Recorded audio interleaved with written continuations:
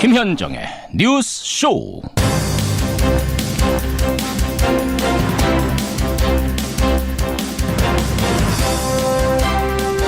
문재인 정부의 적폐청산이 감정풀이이자 정치 보복 아닌가, 이런 의심이 들기 시작했다. 애청자 여러분 안녕하십니까? 이명박 전 대통령이 검찰의 적폐청산 수사에 대해서 어제 처음으로 직접 입을 열었습니다. 댓글 공작을 보고 받았느냐는 기자의 질문에 대해서는 상식에 벗어나는 질문을 하지 말라, 역정을 내는 모습을 보이기도 했죠. 그런데 과연 무엇이 상식일까요? 댓글 공작부터 블랙리스트 의혹, 다스 건까지 무엇이 상식인지는 수사하면 나옵니다.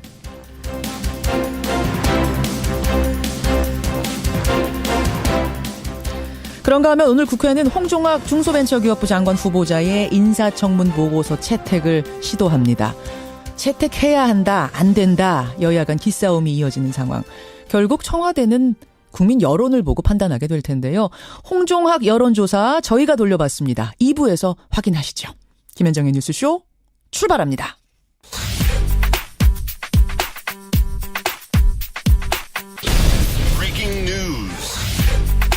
김현정의 뉴스쇼가 주목한 오늘의 포인트, 김정훈 기자 나와 있습니다. 어서 오세요, 김 기자. 네네. 오늘 첫 포인트, 월요일 아침 뭐부터 볼까요? 네, 트럼프의 양면 전략입니다. 양면 전략. 북한의 김정은 위원장과 친구가 되고 싶다, 뭐 이런 발언을 해서 주목받고 있어요. 네, 트럼프 미국 대통령이 어제 베트남 국가 주석과 정상회담 직후에 기자회견을 가졌는데요. 예. 그 자리에서 북한을 향한 유화 발언을 또 내놨습니다. 김정은과 친구가 될 수 있다고 생각하느냐, 이런 질문을 받고 어떤 일이든 가능하다, 그것은 좋은 일이다. 좋은 이렇게, 일이다. 네, 그렇게 답을 했는데요. 예. 앞서 트럼프 대통령이 자신의 트위터에 김정은 위원장과 친구가 되기 위해 애쓰고 있다. 언젠가는 그런 일이 일어날지도 모른다. 이런 글을 올렸었는데 이런 입장을 다시 한번 확인한 것이죠. 예. 글은 또 우리는 도발이 아닌 진전을 희망하고 전쟁이 아닌 평화를 추구한다, 이렇게 강조하기도 했습니다. 그래요. 그 트럼프 대통령 우리나라 방문했을 때도 북한에 대한 자극적 발언은 절제하는 모습 보였잖아요. 그렇죠. 확실히 좀 바뀐 것 같기도 하고 그래요. 네. 북한이 화염과 분노에 직면할 것이다, 이런 과거에 비하면 달라진 모습이긴 하죠. 그렇죠. 그런데 화전 양면 전략으로도 보입니다. 이중적으로, 네. 투 트랙으로. 맞습니다. 어제도 북한 불량 정권이 세계를 위협하는 행위를 멈추도록 모든 국가가 행동해야 된다, 이렇게 촉구하기도 했거든요. 또 아직 서태평양상에는 미국 항공모함 3척이 무력 시위를 계속하고 있는 중이기도 하죠. 그래요. 북한도 사실은 한동안 도발을 중단하고 있는 상태인데 뭐 어떻게든 대화의 국면으로 나아갔으면 좋겠습니다. 다음 포인트 보죠. 네, 보수 야당의 체제 정비입니다. 탈당파가 떠난 바른정당 오늘 당대표 선출을 합니다. 네, 집단 탈당으로 홍역을 치른 바른정당이죠. 예, 오늘 예. 당대표 또 최고위원 3명을 선출합니다. 예. 당원 대표자 회의를 열고 선거인단 투표와 여론조사 결과를 합산하는 방식입니다. 예. 모두 6명 그렇게 후보가 나섰는데 아무래도 유승민 의원의 당대표 선출 가능성이 커 보이죠. 네, 누가 뽑히든 남은 11명 의원들의 힘을 규합해서 혼란스러운 당 상황을 수습해야 하는 과제를 안게 돼 있습니다. 예. 근데 잔부를 처리해야 하는 것은 자유한국당도 마찬가지입니다. 자유한국당 오늘 의원총회 연다면서요. 네. 그 의원총회가 친박계 의원들이 바른정당 출신 의원들의 복당 절차가 문제가 있다, 이렇게 문제 삼으면서 소집된 것이거든요. 순탄치는 않을 것 같네요. 홍준표 대표가 이 갈등을 어떻게 수습하면서 복당파를 받아들일 것인가, 이게 과제네요. 네. 그게 오늘 포인트고요. 마지막 포인트 하나만 더 보죠. 네, 떠나는 세월호 미수습자 가족들입니다.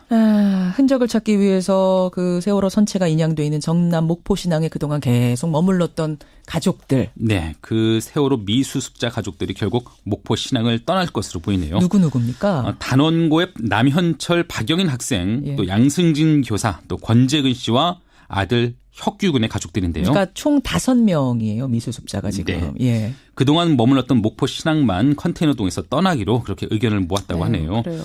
미수습자들이 선체가 아닌 해상에 유실됐을 가능성이 있다고 본 것인데요.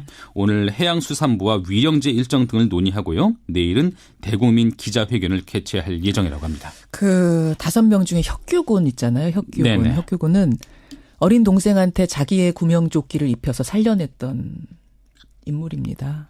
생각하면 참 마음이 짠해지는 아침입니다. 큰 위로를 전하겠습니다. 여기까지 포인트 뉴스. 수고하셨습니다. 네. 이명박 전 대통령은 바레인 출국길에 적폐청산에 대한 입장을 발표했습니다. 이것이 과연 개혁이냐, 감정풀이냐, 정치적 보복이냐 이런 의심이 들기 시작했습니다. 예, 이명박 전 대통령의 목소리 지금 들으셨습니다. 그러니까 재임 시절에 군과 국정원의 댓글 공작을 보고받고 지시했다는 의혹을 받고 있는 거죠. 바레인으로 출국하는 공항에서 이루어진 입장 발표였는데요. 2박 4일간 강연을 하러 가는 길입니다. 근데 인천공항은 출국 반대 시위자들로 북새통을 이뤘습니다. 검찰 수사를 코앞에 둔 이 전 대통령 어떤 말을 하고 싶었던 걸까요? 최측근 만나봅니다. 이명박 정부 당시 특임 장관을 지낸 늘푸른 한국당 이재호 대표 연결을 해보죠. 이재호 대표님 안녕하세요. 예, 안녕하십니까. 어제 인천공항 보셨겠지만 이명박 전 대통령 출국을 금지시켜달라는 시위 인파가 상당했습니다. 근데 청와대에다가 출국 금지 청원을 넣은 사람도 오늘 아침에 제가 확인하고 들어왔는데 8만 명을 넘어섰더라고요. 예. 근데 꼭 지금 바레인으로 나가셨어야 했을까요? 아니, 그건 바레인 정부에 이미 오래전에 특강하기로 초청되어 있는 거니까, 그 정부에 약속한 걸 일방적으로 어길 수도 없잖아요. 어길 수가 없어서. 예. 그건 또 예의가 아니죠. 예의가 아니니까. 근데 국민의당은 이명박 전 대통령이 지금 바레인의 고위공직자 강연 같은 남의 나라 생각할 때가 아니다. 이런 논평을 냈더라고요. 그 사람들 한심한 사람들이 남의 나라 우리가 생각해서 가자고 그래서 갑니다. 그쪽에도 초청이 와서 약속이 된 거니까 약속을 지키는 것도 나라와 나라 사이의 시민이지. 예. 국민의당 사람들은 한심한 사람들. 아이고 한심한. 그러면 지금 이제 국민들 한 8만 명 넘게가 출국 금지시켜달라고 요청을 한 이유는 혹시라도 나가셨다가 안 들어오시거나 이럴 가능성 전혀 없겠습니까? 그게 말이라고 합니까? 무슨 잘못도 없는데. 뭘 안 들어오고 그러겠어요. 그리고 구속시켜달라 8만 이런 거는 그 숫자는 간단하죠. 우리가 촛불 집회할 때 광화문에 모인 인원이 얼마입니까? 이게 국민들은 뭘 하나 이렇게 마음에 걸리면 쉽게 동조하지요. 또 동조하는 사람들 따로 있죠. 지금 문정부 지지하는 사람이 8만 명만 되겠습니까? 자, 그러면 문정부 지지하는 사람들은 다 더 서명한다고 봐야죠. 근데 그런 건 숫자가 의미가 없는 거고. 알겠습니다. 확인을 좀 드릴 것이니까 바레인에서는 2박 4일 지나면 꼭 돌아오시는 거고 검찰에 출석 요청이 있으면 당당히 나가시는 것 이것도 확실합니까? 출석 요청이 있다는 게 뭐가 혐의가 있어야 출석 요청을 하지. 그리고 그러잖아요. 이게 예를 들어서 지금 전제를 해야 될 게 지금 이명박 전 대통령에 의심을 받는 것이 댓글을 지시했냐 보고받느냐 이런 것 아닙니까? 그렇습니다. 돈을 얼마를 들어먹었다 무슨 이권에 개입했다 이런 부패 혐의가 아니고 대통령이 일상 직무상에 있어서 그런 사이버사령부나 국정원의 업무를 지시했냐 보고받느냐 이런 것 아닙니까? 그럼 그 내용이 대통령이 지시하고 보고받을 내용이냐 아니냐 하는 걸 따져봐야 되지 않겠습니까? 근데 그걸 따져보지 않고 그냥 이명박 정부 하에 사이버사령부나 국정원이니까 무조건 이명박 대통령이 책임지고 구속해야 된다 이런 식으로 몰고 가니까 그게 지금 청와대가 말 아주 잘했대요. 불공정 특권에 대한 조정이라 그러는데 그야말로 불공정 특권이잖아요. 죄도 없는 사람을 권력의 힘으로 잡아가려고 하는 게 그게 불공정 특권 아니에요? 자, 그런데요, 이재호 대표님. 이게 아무 죄 없는 아무 혐의도 안 나온 아무 증거도 안 나온 사람을 지금 몰아간다고 보기에는 김관진 당시 장관이 이명박 대통령 지시를 받았다라고 자백을 했습니다. 그러니까 그 지시라는 게 이런 거잖아요. 자백도 나도 그때 봤는데 예를 들어서 보세요. 국방부 장관이 지금 연말연시돼서 대북 심리전을 강화할 필요가 있어서 인원을 더 늘려야 되겠습니다. 이렇게 말하면 대통령이 그래 그 주무장관 알아서 하라 이렇게 이야기하겠죠. 예. 그럼 알아서 하라 그러면 주무장관에서는 대통령의 지시를 받았다 이렇게 말하겠죠. 맞습니다. 그런데 그것보다 조금 더 나아갔더라고요. 무슨 말이냐면 문건에 적시된 대통령 지시사항, VIP 강조사항 이렇게 적혀있는 부분이 있습니다. 거기에 뭐라고 되어 있냐면 사이버사 인력을 증원하는데 우리 사람을 뽑아라. 우리 사람을 철저하게 가려서 뽑아야 한다고 VIP가 강조했다라고 적혀 있는 것. 우리 사람을 뽑아라라는 게 무슨 의미인가? 이거는 그거죠. 답을 하셔야 되는 거 아닌지. 예를 들어서 대통령이 이러잖아요. 내가 이제 대통령이라면 왜 그런 말을 했겠냐. 특히 심리전 같은 거는 사이버 같은 거는 노출이 안 되는 거니까 국가관에 투자를 하거나 정세서에 확실하거나 좀 확실한 사람을 뽑아라 이런 이야기 아니겠어요. 국가가 그런 이야기를 과장 확대해서 모두 호남 사람 배제하라 이렇게 나가는 게 불공정 특권이죠. 권력을 이용해서 사람 잡아가려고 하는 것 아니에요. 생각해 보세요. 김관진 장관이 호남 사람이죠. 호남 사람 앞에 놔두고 대통령이 그 호남 사람 빼라 이렇게 이야기하겠습니까? 그러니까 여기서 말하는 우리 사람을 철저하게 가려서 증언하라는 이야기는 국가관이 투철한 사람을 의미하는 것이다. 그렇죠. 확실한 사람 뽑아라 이 말이지. 그거는 뭐 일상적인 것 아니겠어요. 사회보전 하는데 그 아무나 뽑으면 안 되고 그 확실한 사람들 뽑아라 이 말 아니겠어요. 이 대표님 조금만 진정하시고요. 조금만 진정하시고 하는 꼴을 보니까 이 진정을 하려고 해도 안 하게 되죠. 진정이 안 되세요. 알겠습니다. 그래도 조금만 진정하시고 제 질문을 들어보세요. 진정하셔야죠. 그렇죠.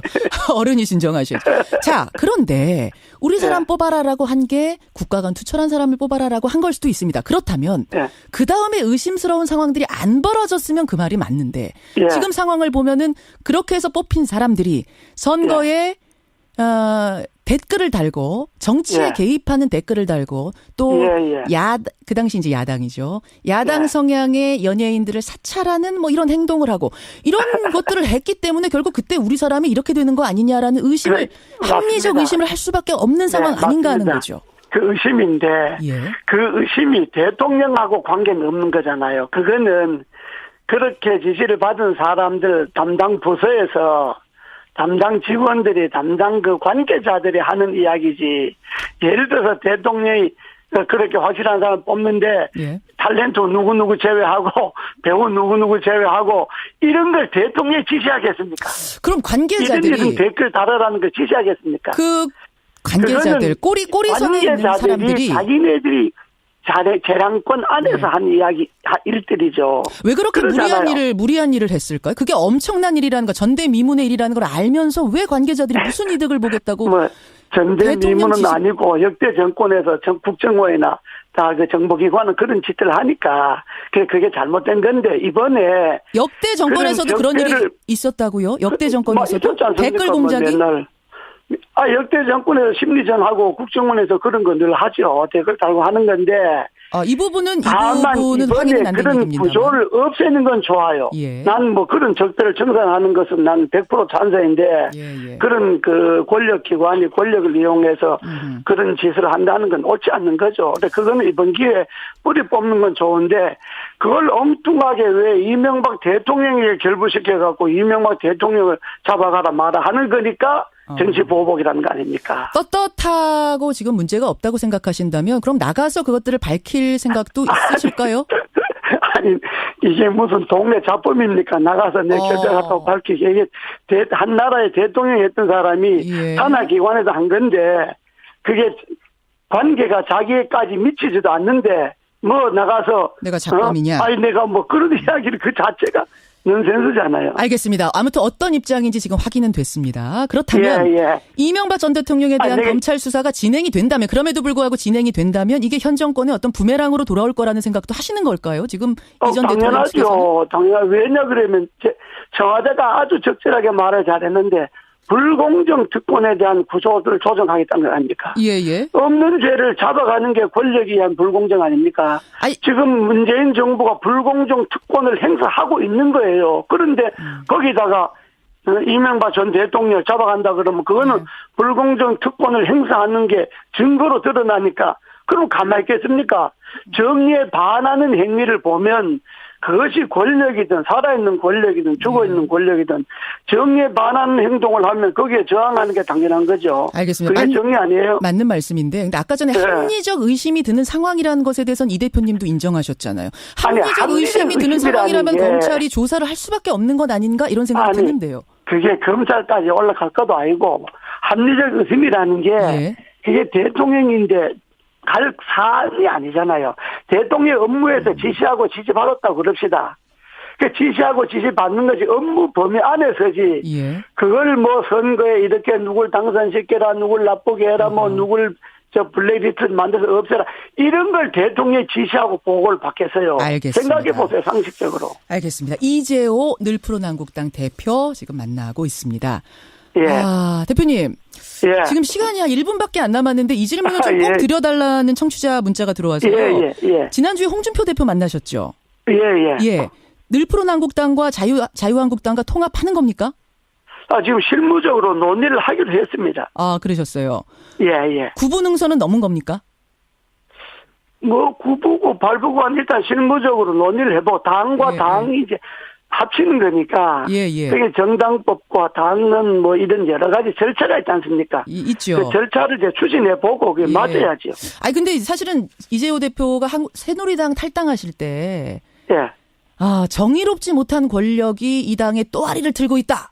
그렇죠. 거세게 비판하면서 나오셨잖아요. 그게 박근혜 대통령에 의해서 제가 공천을 못 받고 쫓겨난 거지. 그때 그러셨어요. 제 스스로 탈당한 게 아니라 정의롭지 못한 권력에 의해서 축출당한 거지 뭐. 근데 지금은 좀 당 상황이 변했다고 보세요. 사실은 박근혜 전 대통령 출당한 거 외에는 큰 변화가 없다는 평가들 나오는데. 그렇습니다. 그런데 그건 뭐 제가 사실이고. 그러나 일단은 우리를 쫓아냈던 그 당사자가 당에서 제명을 당했으니까. 박근혜 전 대통령? 그 뿌리는 제거했다고 봐야죠. 소위 정의롭지 못한 권력의 핵심은 당에서 쫓겨나갔다고 봐야죠. 그런 정도죠. 그 당 자체가 뭐 새롭게 됐다 이런 생각은 제가 아직 하지 않고요. 알겠습니다. 오늘 오랜만에 나오셔서 질문 드릴 게 많은데 일단 여기까지 입장 확인하는 것으로 하시고. 하도 요즘 어처구니 없는 일이 벌어지니까 제가 좀 말이 많습니다. 오늘 전화 끊고 좀 진정하시고요. 다음번에 한 번 더 모시겠습니다. 고맙습니다. 늘푸른한국당 이재호 대표였습니다.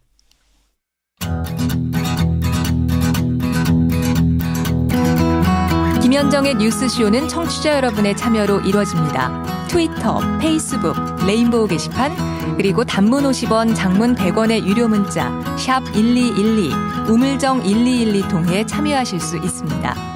김현정의 뉴스쇼, 여러분과 함께 만듭니다. 아니 이명박 대통령이 무슨 잡범입니까? 이런 일로 검찰에 소환을 하게? 이 이야기가 오늘 상당히 화제가 될 것 같아요. 김성환 씨 어서 오세요. 저 그런 말 해주고 싶은데요. 잡범이 따로 있습니까? 아니 그런 일을 하면 잡범이 되는 거죠? 잡범은 따로 있는 게 아니에요. 이재호 대표 지금 전화 끊고 진정하기로 저랑 약속하셨는데 이 얘기 들으면 또 진정 못하실 것 같은데. 아무튼 이명박 전 대통령이 어제 한마디를 남기고 떠났는데요. 이재호 대표가 어떤 의미인지에 대해서 오늘 길게 설명을 해줬습니다. 청취자 여러분들의 판단이 나름의 판단이 있으실 거라고 봅니다. 의견들 보내주시고요. 행간은 뭐 갈까요?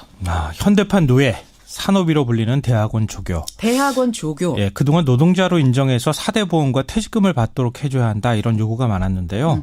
노동부가 처음으로 조교도 노동자가 맞다는 결정을 내놨습니다. 노동자로 인정받은 대학원 조교들. 이 뉴스의 행간을 좀 살펴볼까 합니다. 동국대학교 대학원 조교들이 그 총장을 상대로 고발한 사건에서 결정이 나온 거죠? 네, 맞습니다. 작년 12월이었었는데요. 동국대 대학원 총학생회가 총장을 고발하는 사건이 있었습니다. 이 조교 458명의 연차 수당, 퇴직금을 지급하지 않았다. 이제 그 이유였는데요. 우리도 노동자인데 조교도 노동자인데 우리에게도 퇴직금 달라. 그렇죠. 연차 수당 줘야 된다. 이런 거였어요. 그러니까 그동안 노동부가 조교들을 상대로 아마 대면 조사도 벌이고 그랬던 모양인데요. 그러니까 조교들도 대학의 지휘 감독을 받으면서 업무를 하기 때문에 노동자가 맞다 이렇게 결정을 했고요. 근로기준법 위반 혐의로 총장을 기소 의견으로 검찰에 넘겼습니다. 이 노동부가 대학 조교를 노동자로 인정한 것도 처음 있는 일이고요. 당연히 노동권 침해로 대학 측을 고발해서 검찰 수사까지 받게 한 것도 이번이 처음 있는 일입니다. 그러네요. 큰 뉴스입니다. 노동자로 처음 인정을 받은 대학원의 조교들. 이 뉴스의 행간 이면 들어가 보죠. 첫 번째 행간은 상식이 교문에서 막혔다입니다. 교문에서요? 네. 흔히 대학을 지식의 상아탑이라고 부르잖아요. 그렇죠. 그만큼 가장 공정하고 합리적일 거라고 우리는 믿고 그렇게 생각을 하지 않습니까? 예. 근데 실제 현실은 정반대였다는 거죠. 예외가 변칙을 낳았습니다. 그러니까 대학 조교들은 교수 허드렛 일을 해주는 존재처럼 인식이 되었던 게 사실입니다. 사실은 조교들이 당연하게 받아들이기도 했어요. 그동안은. 예, 맞아요. 예. 그러니까 올해 초였었는데요. 서울대에서 스캔노예 사건이 벌어졌습니다. 뭐였죠? 이 교수가 조교에게 수만 장의 논문과 자료를 스캔하라고 시킨 겁니다. 일종의 이제 허드렛 일을 시켰다고도 볼 수 있는데요. 그러니까 이런 것처럼 사실은 조교들은 휴일도 없습니다. 왜냐하면 교수가 연구실에 나오면 그게 출근일이기 때문에 아하. 교수를 이제 보좌해야 된다는 뭐 그런 부담감 때문에 비서 같은 거니까. 그렇죠. 네. 그러니까 동국대의 경우에 일주일에 40시간 이상 일을 했는데요. 예. 매월 받은 돈이 130만 원 수준이었습니다. 그래요. 근데 이것도 사실은 월급이 아니라 장학금 명목이죠. 그래서 우리 근로장학생이라고 부르잖아요. 맞아요. 네. 그러니까 일을 해서 뭔가 일에 대한 대가를 받는 것이 아니라 장학금을 주는 것으로 모든 걸 퉁치는 뭐 이런 건데요. 그러니까 이렇게 하는 게 더 또 나중에 어떤 결과를 불러일으키냐면은 예.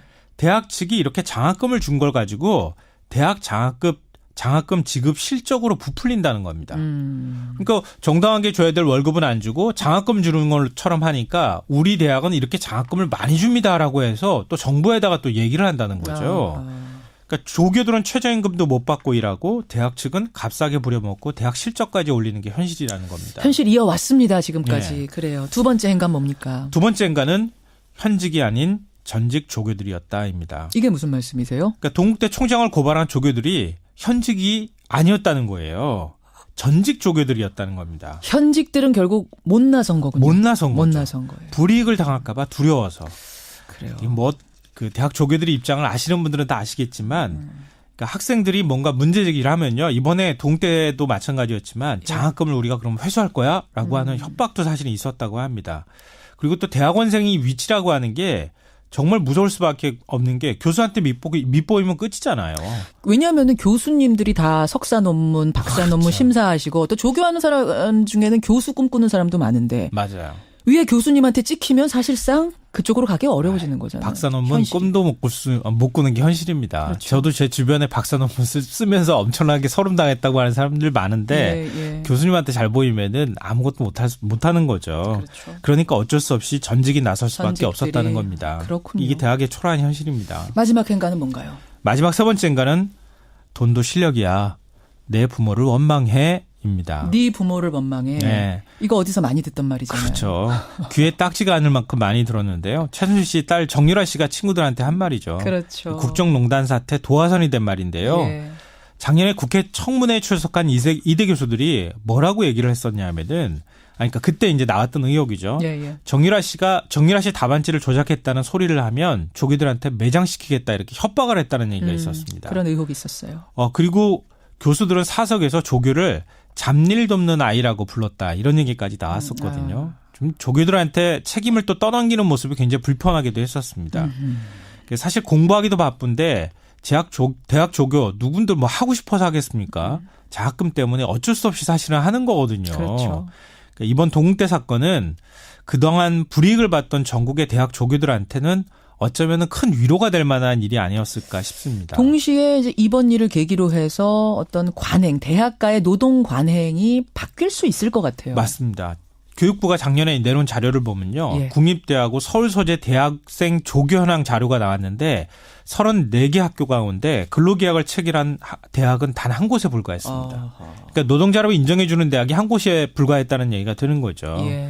그러니까 다시 말씀드리지만 대학은 어느 곳보다 공정해야 하는 곳입니다. 그래야 학생이 나가서 다른 데 가서도 공정한 대우를 받지 않겠습니까? 그렇죠. 그러니까 돈도 실력이라는 말이 나오지 않도록 이번 기회에 잘못된 관행이 있었다고 하면 잘못된 병폐가 있었다고 하면 좀 바로잡았으면 좋겠습니다. 여기까지 오늘의 행간. 김성환 씨 수고하셨습니다. 네, 고맙습니다. 청취자 김상구님, 근로계약서를 조교와 맺은 단 한 곳의 대학, 이곳이 어딘가요? 물어보셨는데 저도 굉장히 궁금한데요. 노웅래 의원실에서 실태 조사를 했는데 그 한 곳이 어딘지는 밝히질 않았네요. 저희가 조사해 보겠습니다. 그 대단한 한 곳 어딘지. 2부로 넘어가죠.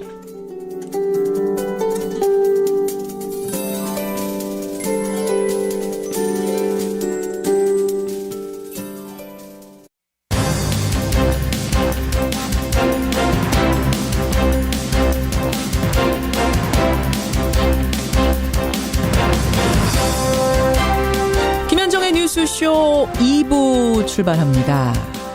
오늘 서울 상암동 박정희 기념재단에서는요, 박정희 동상 기증식이 열립니다.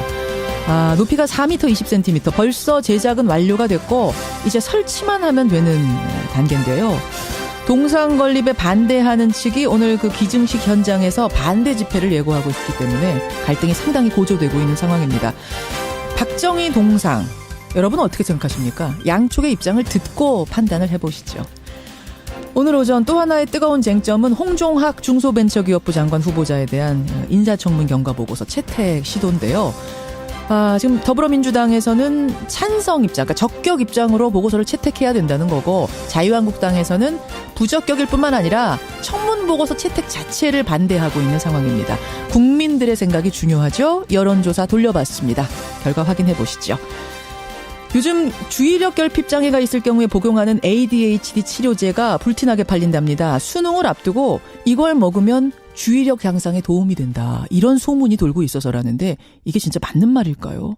이 외에도 각종 의학 속설들 참 많죠. 오늘 화제 인터뷰에서 풀어보겠습니다.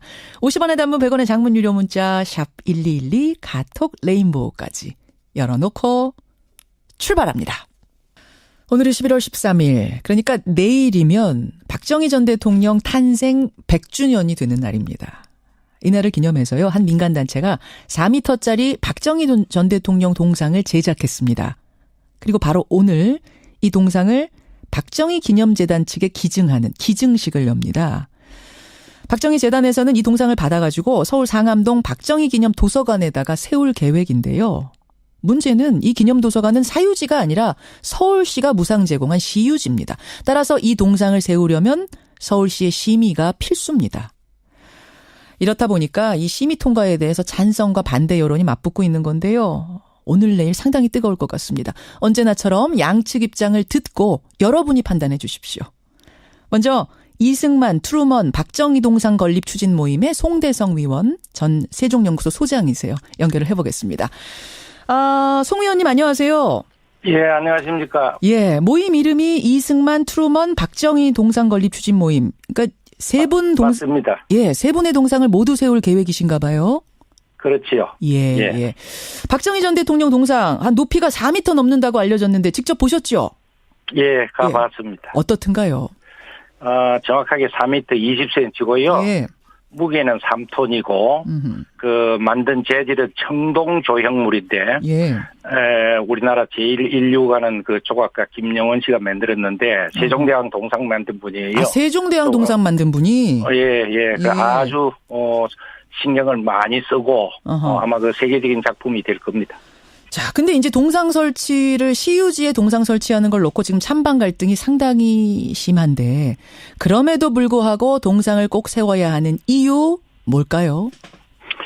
그런데 가정도 그렇고, 가정이 제대로 된 가정이면 자기 조상들에 대해서 그 숭덕하는, 덕을 지리는 그런 가정이 돼야 되고, 나라도 건국의 아버지라든가 나라를 갖다 부흥케 만든 부흥의 아버지라든가, 예. 또 생존을 구해준 그 어떤 은혜를 입은 그 영웅이라든가 이런 사람들은 숭덕하는 것이, 존숭하는 것이 제대로 된 나라의 일이에요. 그런데 이제 우리나라는 예. 사실은 이런 일들이 지나치게 정치화되고 이념화돼가지고 그걸 그렇게 못하는 데 대해서 여러 가지 문제가 많이 발생합니다. 그런 의미에서 예. 먼 역사를 생각하면서 우리가 할 짓은 해야 되겠다 하고 세 분의 동상을 만들기로 이렇게 뜻을 모은 겁니다. 예. 근데 그 세 분 중에 특히 이제 박정희 전 대통령에 대해서는 잘 아시다시피 역사적 평가가 엇갈립니다. 단시간에 경제별 발전을 이뤘다, 이런 긍정적인 평가도 물론 있지만 독재와 장기 집권 같은 부정적인 면에 대한 비판도 상당히 높은 상황인데, 사유지에 세운다면, 뭐 사유지라면은 그거는 마음대로 하실 수 있겠지만 시유지에 세워도 되는 것인가, 이 부분에 대해서 지금 문제 삼는 거거든요. 어떻게 보세요? 그 제대로 나라가 된 것 같으면 사유지다, 시유지다, 뭐 국유지다 이걸 따지지 않지요. 이 박정희 대통령 그 평가에 관해서 간단히 말씀을 드리면, 저는 유학 가서 국제 정치학을 공부한 사람인데, 예. 우리는 이 박정희 대통령 평가를 독재에 맞춰 갖고 이런 식의 평가는 이념화 정치화된 편향된 평가고, 우리 박정희 대통령은 그 독재자가 되자면은 몇 가지 조건을 갖춰야 돼요. 우선 많은 사람을 죽여야 되고, 두 번째는 개인 재산을 기부해야 됩니다. 막 이런 면에서 미국에서 제가 들은 감옥 교수는 이런 의미에서 박정희 대통령은 독재자라고 할 수가 없다. 이런 평가도 적당히 맞아야 되고, 그리고 박 대통령의 다시 평가가 돼야 되고, 박 대통령은 사실은 그분이 없었더라면 오늘날 대한민국이 이렇게 잘 살 수가 없지요. 이거는 역사 속에서 결국은 평가할 겁니다. 그러니까 뭐 중국까지도 동남아 일대니 그렇게 박정희 대통령 시절에 한 행동이라든가 배우려고 몰려오고 있지 않습니까? 그러니까. 그래서 이런 우리의 삶의 기반을 말해야 되고 부흥을 시킨 이런 분들을 우리가 숙모하지 않고 그러면 어떻게 하겠다는 거냐. 그래서 먼 역사를 바라보고 이것은 정당한 평가가 오르는 날이 있으리라고 봅니다. 경제 발전에 있어서 방점을 찍으시는 거예요. 독재라고 보기는 어렵고 그 요소를 충족하지 않고 경제 발전을 이렇게 이루는데 아주 결정적인 공을 세우지 않았느냐. 그 부분.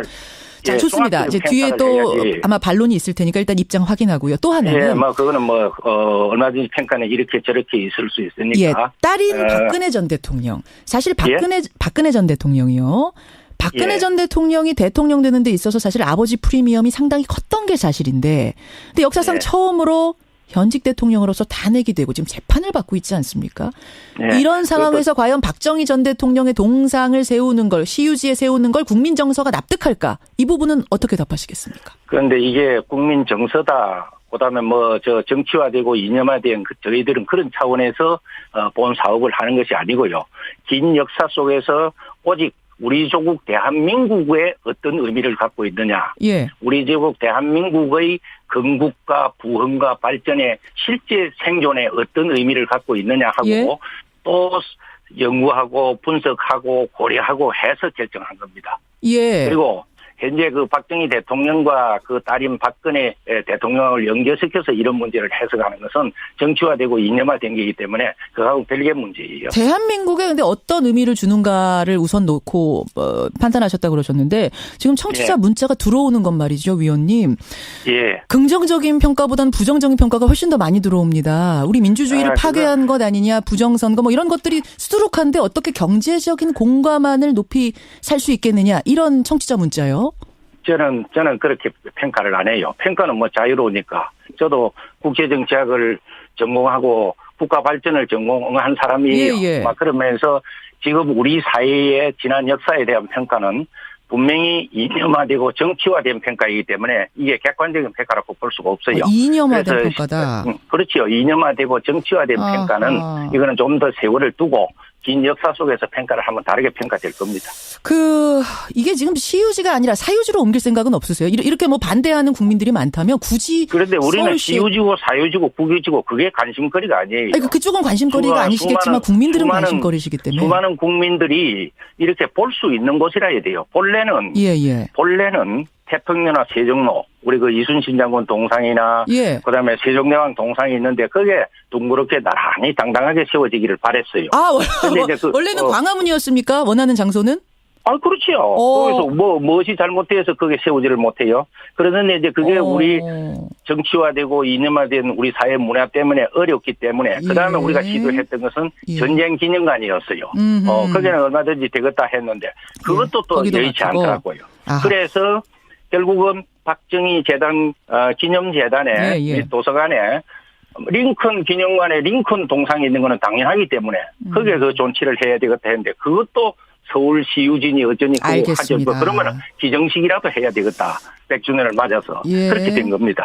그러니까 광화문에 세울 생각이었는데 지금 오히려 많이 양보한 거란 말이죠. 양보가 아니죠. 역사 속에서 지금 이렇게 참고 기다리는 거죠. 참고 기다리신단 말은 그럼 언젠가는 그쪽에 가야 된다고? 그렇죠. 우리 역사가 바르게 해석되고 그런 지난날의 건국 아버지라든가 부흥의 이 어떤 대통령이라든가 우리를 구제해준 그런 사람들이 정당하게 평가가 될 때 국민들이 또 환영하면서 아마 지자체라든가 서로 우리가 모시겠다 하는 날도 올 겁니다. 언젠간 될 것이다. 이렇게. 그렇죠. 기습 서울시 심의를 통과해야 되는데 심의 통과가 어려울 것 같아서 기습 설치할 가능성이 있다. 이런 소문도 돌던데 그럴 생각 있으세요? 제일 기분 나쁜 우리의 그 동상 건립 추진위원회를 모욕하는 이야기. 아, 그건 아니군요. 무엇이 잘못됐다고 그게 무슨 도둑질 하는 행위입니까? 알겠습니다. 나라를 해치는 행위입니까? 기습 설치를 하게. 그럴 일은 절대 없다. 역사 분위기라는 건 늘 바뀌기 때문에 방금 말씀드린 것처럼 서울시가 당당하게 우리가 해서 하겠다. 서울시라는 것은 대한민국을 대표하는 수도 아닙니까? 알겠습니다. 여기까지. 사실 이 세 분을 제일 싫어하는 쪽이 어디냐 하면 북한이에요. 불구 대천지 원수처럼. 예, 위원님. 북한이 싫어하고 위원님. 이러는 건 이해가 가지만은. 잠시만요. 이게 저희가 시간 배정이 똑같이 돼 있기 때문에 지금 여기까지만 말씀 들어도 어떤 의미인지 알겠습니다. 고맙습니다. 감사합니다. 박정희 전 대통령 동상 건립 추진 모임의 위원이세요. 송대성 위원 먼저 만나봤습니다. 반대쪽 의견 들어봐야겠죠? 민족문제연구소 방학진 기획실장 연결이 돼 있습니다. 방 실장님 안녕하세요. 네, 안녕하세요. 앞서서 들으셨겠지만 네네. 경제 발전에 누구보다도 이바지한 인물이고 자꾸 이념화된 잣대로 안 된다고 하지 말아라라는 말씀이세요. 어떻게 생각하십니까? 일단은 개인적 평가야 자유롭게 할 수 있지만 이분의 동상을 공적인 자리에다가 공적 영역에다가 세운다는 거라면 박정희에 대해서 우리가 공적으로 평가해야 되는 것이고요. 그다음에 적어도 현행 대한민국 헌법에 어떻게 되어 있냐면 그 대한민국 임시정부의 법통을 유지하고 그다음에 4.19 민주이념을 계승한다고 헌법에 명시되어 있지 않습니까? 적어도 우리가 대한민국 현행 헌법을 존중한다고 한다면은 박정희는 청산의 대상이지 결코 기념의 대상이 아니라고 봅니다. 근데 아까 그 위원께서는 독재다 이런 얘기를 하는데 독재자의 요건을 충족하지 않는다. 독재자라고 하면 사람을 많이 죽여야 되고 개인 치부를 해야 되는 게 조건인데 박정희 전 대통령 그러지 않지 않았느냐. 어떻게 해서 독재자고 뭐가 문제가 있느냐 이렇게 말씀하시던데요. 독재 이전에 이분의 일제 때 경력을 좀 잠깐 말씀드리면요. 이분이 대표적인 친일 군인인 건 말할 것도 없고 41년도에 대한민국 임시정부가 대일 선전포고를 합니다. 45년 해방 때까지 임시정부의 반대편에서 교전을 수행한 명백한 적국의 장교로서 박정희는 존재했습니다. 그 해방 이후에는 당연히 이제 그 김영삼 정부 시절에 공식적으로 5.16을 쿠데타로 규정하였고 지금 현재 그 인혁당 피해자들이라든지 최종일 교수라든지 박정희 시절에 많은 그 의문사한 분들, 장재환 선생님 포함해서요. 이런 분들의 희생들이 계속 지금 밝혀지고 있고 이 박정희 정권에 의해서 이루어진 살인이다.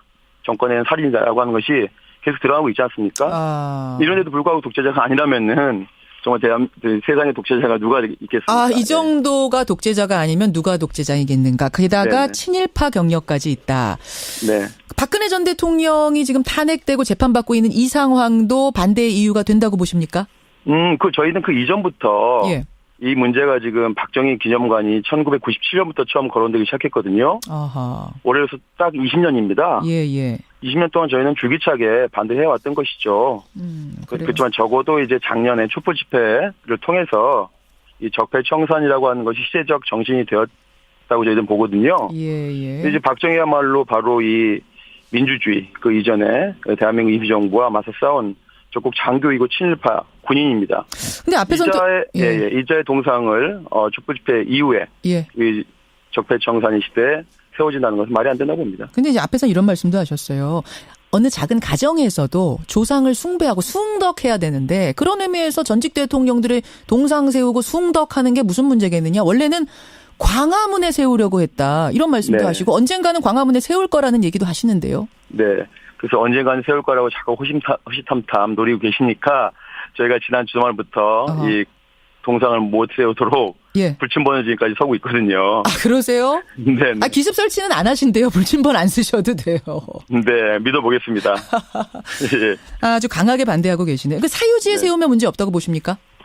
사유지에 세우고 그다음에 그것이 그 개인의 영역에서 그다음에 그 자기들이 돈 모아서 세우는 거야 저희가 뭐라 하겠습니까?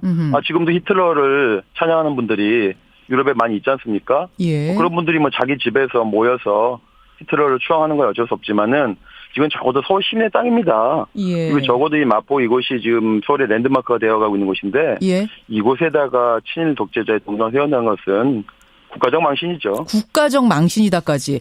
청취자 한동성님은 이런 의견 주셨어요. 그렇게 따지자면은 DJ 동상, 김대중 전 대통령 동상이라든지 뭐 여러 전직 대통령 동상이 지금 전국 곳곳에 있는데 형평성 차원에서도 안 될 거 없지 않느냐. 어떻게 생각하세요? 네, 그런 말씀들을 많이 하시더라고요. 예. 이 전직 대통령 얘기를 많이 하시는데 이 전직 대통령의 잣대로 이제 볼 것이 아니라 물론 이제 적어도 이제 저희는 이제 DJ가 그 고향이라든지 학교에 동상이 몇 개 있는 거여서 제가 확인했거든요. 예. 과유불급이죠. 전 개인적으로 이런 아무리 위대한 인물이라도 동상을 많이 세우는 것을 제 개인적으로 반대하는데요. 적어도 이 적국 장교와 헌정 질서를 파괴한 자와 그리고 민주주의 수호자와 그 노벨 평화상을 받은 분하고 전직 대통령이라서 똑같이 볼 수는 없죠. 가령 예를 들어서 그렇다고 한다면은 전직 대통령이니까 전두환 노태우의 동상도 가능하다는 논리 아니겠습니까? 알겠습니다. 자, 양쪽 의견 듣고 아마 청취자들이 나름의 판단하실 것 같습니다. 오늘 기증식이 있고요. 서울시가 이제 심의를 통과시키면 그 기증받은 것을 세울 수 있는 상황이 됩니다. 그때까지는 여론을 모으는 작업이 중요하겠네요. 여러분의 의견 주십시오. 방학진 국장님 고맙습니다. 네, 감사합니다. 양측 의견 들어봤습니다.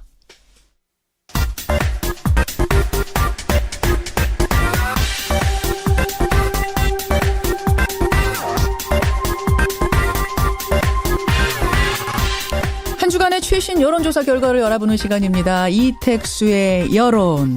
오늘도 여의도 조진웅 리얼미터 이택수 대표 나오셨어요. 어서 오십시오. 네, 안녕하세요. 그거 아세요? 얼마 전에 CBS에 그 조진웅 씨가 왔어요. 그래요? 네, 음악 FM의 영화 음악 코너에 왔는데 그 소식을 저희가 뒤늦게 듣고 제일 아쉬워했던 게 뉴스쇼 팀이에요. 네. 왠지 식구 같은 느낌. 네네. 여의도 이택수가 왔다 갔군요. 여의도 이택수가 이렇게 매일 우리가 매주 보니까. 네네. 충무로 이택수가. 충무로 이택수도 굉장히 가족 같아요. 네네. 그래요. 아무튼 이택수 대표 여의도 조진웅 오늘 오셨습니다. 지금 박정희 동상 관련해서도 들으셨죠, 내용. 네. 이것도 한번 여론조사 돌려볼 법한 것 같아요. 그래야 될 것 같습니다. 예. 시유지라는 게 이제 문제인 건데 따라서 여론이 상당히 중요한 부분인데 요건 한번 이택수 대표께 부탁을 드려보고. 오늘의 스페셜 여론조사부터 가겠습니다. 굉장히 뜨거운 주제 택했습니다. 네, 국회 산전에는 오늘 오전에 홍종학 중소벤처기업부 장관에 대한 인사청문 경과 보고서 채택을 위한 전체 회의를 여는데요. 엽니다. 자유한국당은 뭐 아시다시피 보고서 채택 자체에 대해서 지금 불참 의사를 밝히고 있고, 그렇죠. 국민의당이나 바른정당 쪽은 부적격 의견을 내고 있습니다. 그래서 자진 사퇴를 지금 촉구하고 있는데요. 국민들의 의견이 어떤지 조사를 해봤습니다. 잠깐만요. 제가 이 상황 설명을 다시 한 번만 드릴게요. 적격이든 부적격이든 청문 보고서가 채택이 되려면은 그러니까 산자위, 국회 산자위에서 과반이 넘게 채택에 동의를 해야 됩니다. 전체 30명 가운데 민주당은 12명밖에 안 돼요. 과반이 안 돼요. 따라서 과반을 넘기려면 국민의당에 5명이 동의를 해주든지 자유한국당에 11명이 동의를 해줘야 되는데 자유한국당은 채택 자체가 부적합하다. 채택할 수가 없다. 이런 입장. 국민의당은 우리는 사실은 부적격 입장으로 채택은 하려고 했는데 자유한국당이 채택조차 거부한 상황이면은 우리가 지금 들러리 되는 거 아니냐 해서 여당이 자유한국당을 조금 더 설득해라. 노력을 해라. 이런 입장입니다. 채택이 안 될 가능성이 높아 보이죠. 어떠세요? 그렇습니다. 그렇죠. 문재인 정부의 이제 마지막 조각 퍼즐인데요. 이번에 채택이 안 되면 문재인 정부 입장에서 굉장히 큰 곤혹스러워요. 난항에 처할 수밖에 없는 청문 상황입니다. 보고서가 무산이 돼도 대통령이 임명 강행할 수는 있죠. 네. 다만 좀 부담스러운 거죠. 그렇습니다. 정치적으로. 정치적인 후폭풍이 또 예상이 되기 때문에 가급적이면 국민의당 또 바른정당의 도움을 받아서 한국당이 반대하더라도 보고서 채택까지는 좀 기대를 하는 모습인데요. 김상조 강경화 후보자 그 두 분 때도 채택이 안 됐습니다. 다만 그 당시는 국민 여론이 임명 쪽에 압도적이었어요. 그렇습니다. 당시에 이제 강경화 장관 같은 경우는 62%가 찬성을 했었거든요. 반대가 30, 거의 더블 스코어였습니다. 그렇기 때문에 청와대가 밀어붙일 수 있었는데 과연 홍종학 후보자에 대한 여론은 어떤가 우리가 조사를 해봤습니다. 네, 김현정의 뉴스쇼 의뢰로 지난 금요일 10일 날 전국 19세 이상 성인 8,852명에게 접촉을 해서 최종 511명의 응답을 완료했습니다. 5.8% 응답률, 무선 전화 면접 및 유무선 자동응답 혼용 방식이었고요. 표본 오차는 95% 신뢰 수준에서 플러스 마이너스 4.3%포인트였는데요. 다음과 같이 질문했습니다. 홍종학 중소벤처기업 부장관 후보자에 대한 국회 인사청문회가 열렸습니다. 선생님께서는 홍종학 후보자를 중소벤처기업 부장관으로 임명하는 것에 대해 어떻게 생각하십니까? 이렇게 물었는데요. 그러니까 이 질문 문항에다가는 또 선입견을 줄 수 있는 내용들은 다 빼셨네요. 네. 뭐 대물림이 어떻고 뭐 이런 건 일단 빼고 담백하게 어떻게 생각하십니까? 라고 물었습니다. 네, 보기는 매우 찬성하는 편, 반대하는 편, 매우 반대 이렇게 4점 척도했는데요. 예. 조사 결과는 매우 찬성 18.5, 찬성하는 편 23.5 이렇게 해서 찬성 의견이 42%로 나타났고요. 42% 찬성. 반대하는 편 14.3, 매우 반대 23.4. 그래서 37.7%가 반대하는 것으로 나타나서 오차 범위 내인 4.2%포인트 격차로 찬성 의견이 소폭 높았습니다. 37.7%가 임명 반대. 42%가 임명 찬성. 네. 이 정도 수치면은 어느 한쪽으로 확 기울었다고 보긴 어렵죠. 그렇습니다. 오차 범위 내 4.3%포인트군요. 그래요. 소폭입니다만 찬성 의견이 높았는데요. 예. 과거에 이제 박근혜 정부 때도 지금 기억을 해보자면 이완구 당시 총리 때 반대 의견이 당시에는 50%가 넘었었고요. 찬성 의견이 30% 후반에 그쳤는데 그럼에도 불구하고 밀어붙였거든요. 그렇죠. 근데 오차 범위 내에서 찬성이 높다는 거는 그나마 문재인 대통령 입장에서는 조금은 이 보고서 채택 여부를 떠나서 부담이 좀 덜한 상황이라고 볼 수가 있겠는데요. 그렇죠. 그렇지만 또 반대로 본다면 이 정도 상황이라면 과연 강경화 장관 때처럼 밀어붙일 수 있을까? 조금 고민이 그렇습니다. 되는 정도 수치 그렇기 아니에요? 때문에 이건? 결국에는 국회 내에서 산자위에서 보고서 채택을 해 주길 바라는 것이겠죠. 지정당별로는 정의당 지층 64.3% 찬성, 민주당 63.1% 찬성. 반면에 자유한국당 지지층은 무려 84%가 지금 반대를 하고 있고요. 국민의당 지지층도 59%가 반대를 하고 있고. 국민의당도 59%. 바른정당 지지층도 48%가 반대하는 것으로 나타나고 있습니다. 48%. 애매한 수치가 나왔네요. 네. 42대 37.7. 이 상황에서 국회 산자위가 오늘 어떤 선택을 할 것인가. 네. 그것에 따라서 청와대는 또 어떤 선택을 할 것인가. 깊은 고민에 빠질 것 같습니다. 네. 대통령 지지도 정례조사로 가죠. 네, 문재인 대통령의 지지율이 취임 6개월을 맞았는데요. 이번 주 70.1%로 지난주 70.3%와 비슷한 수치를 나타냈습니다. 취임 6개월을 맞아서 70%를 다시 상회하는 수치를 계속 이어가고 있는데요. 부정평가는 24.1%로 나타났는데 지난 5월 10일 취임 이후에 지난달 10월까지 5개월 동안에 소폭입니다만 조금씩 하락을 해서 60% 후반까지도 기록을 했었는데요. 그렇죠. 다시 70%를 2주 연속 이어가고 있습니다. 턱걸이 70.1%. 네. 어떤 게 영향을 줬을 거라고 보세요? 무엇보다 한미 정상회담 소식이 있었죠. 트럼프 대통령과의 회담이 있었고 지금 계속 에이펙 정상회의 개최진 베트남을 방문하고 있는데 한 인도네시아 정상회담도 있었고 또 주말에는 이제 시진핑 그렇죠. 중국 주석과 회담이 예견되는 그런 보도들이 이어지면서 상승을 했는데 물론 당내 악재는 있었습니다. 홍종학 의원의 인사청문회 과정은 긍정적인 영향보다는 부정적인 영향을 줄 가능성이 이제 높았던 것이었고요. 또 전병헌 정무수석이 검찰 또 수사 선상에 올랐다는 점 그런 부분은 악재로 작용을 했는데 긍정적인 요인이 좀 상쇄를 한 거군요. 크면서 상쇄를 한 것 같습니다. 정상회담, 한미 정상회담, 한중 정상회담 이런 게 성공적으로 치러지면서 부정적인 요소들을 상쇄하면서 70%대를 유지할 수 있는 이런 상황. 그렇다면 정당 지지율을 한번 보죠. 정당 지지율.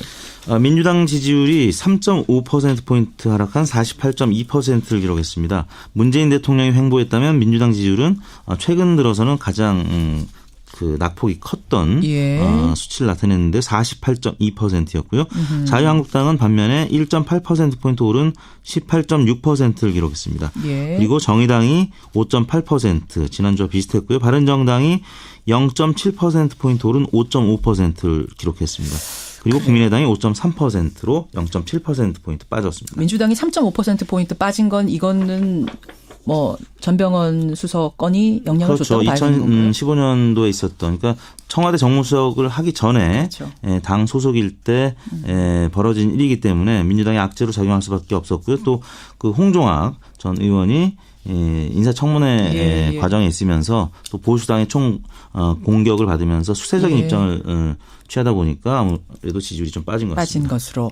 전병헌 수석 얘기가 나와서 말인데요. 오늘 한겨레의 단독 보도를 보면 이번 주 중에 피의자 신분으로 소환될 거다라는 오늘 톱뉴스가 있습니다. 한겨레 톱뉴스. 전병헌 수석이 주중에 피의자 신분으로 소환이 된다. 혐의를 입증할 증거를 이미 검찰이 확보했다라는 이런 설명과 함께 지금 보도가 나온 상태입니다. 다른 매체에서도 현 수석을 아무 근거 없이 이런 식으로 수사 관련된 소식을 나오게 할 수 있겠느냐 이런 보도가 나오고 있더라고요. 그런 차원에서는 뭔가 검찰에서는 물증을 쥐고 있는 것이 아닌가라고 해석이 될 만한 보도들이 이어지고 있습니다. 이게 다음 주 조사에도 큰 영향을 미칠 것 같은데 그래요. 이건 어떻게 조사하셨습니까? 네, 이번 조사는 지난 월요일인 6일부터 금요일인 10일까지 닷새 동안 전국 19세 이상 유권자 42,728명에게 통화를 시도해서 최종 2,533명의 응답을 완료했습니다. 5.9%의 응답률. 조사 방법은 같았고요. 표본 오차는 95% 신뢰 수준에서 플러스 마이너스 1.9%포인트였고요. 자세한 내용은 중앙선거 여론조사 심의위원회 홈페이지를 참고하시면 되겠습니다. 국정 수행 지지도, 대통령의 국정 운영 지지도, 또 정당 지지도까지 이번 주 정리해 조사 이택수 대표 수고하셨고요. 네, 감사합니다. 이제 여의도로 돌아가서 여의도 조진웅으로서 역할을 충분히. 고맙습니다. 네, 감사합니다.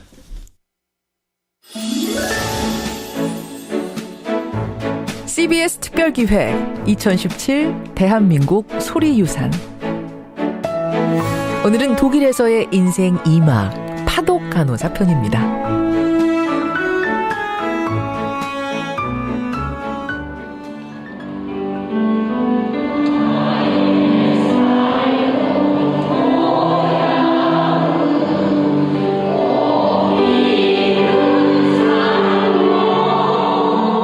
오늘이요, 우리 간호협회에서 45주년 한국 간호사들이 여기 베를린에 도착이 되어가지고 일을 시작했어요. 45주년 기념으로 아주 좀 크게 행사를 하게 됐어요. 그때는 한 3년 마치고 다들 고국으로 돌아가겠다 그런 마음이었는데 세월 속에 저희들이 오늘까지 이렇게 이어왔습니다. 참 보람스럽습니다.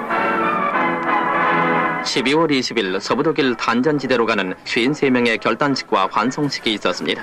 독일을 선양하고 우수한 기술을 배워오겠다고 선포했습니다. 아침 6시 반 시작해갖고 저녁 8시까지 했어요. 그러면 나는 내 일선이 이렇게 일을 많이 해요. 일이 뭐냐면 서 있는 거. 다리가 너무 아픈 거예요. 그리고 그러면 고추장에다가 정말 맛없는 상추, 설탕 친 상추에다가 그걸 막 비벼 먹고 그랬었어요. 그래서 정말 지옥 같았었어요. 버텼다 이 말로밖에는 표현 못할 그 시간을 지나서 파독 간호사들은 이제 독일에서 인생 제2막을 열어갑니다. 파독 간호사들과 함께 일했는데요. 정말 친절하고 사랑스러웠어요. 아주 똑똑한 사람들이었죠. 제 부인도 파독 간호사입니다. 어려웠던 시절 나라와 가족을 위해 여기 왔고 지금도 한국을 많이 그리워하고 있어요.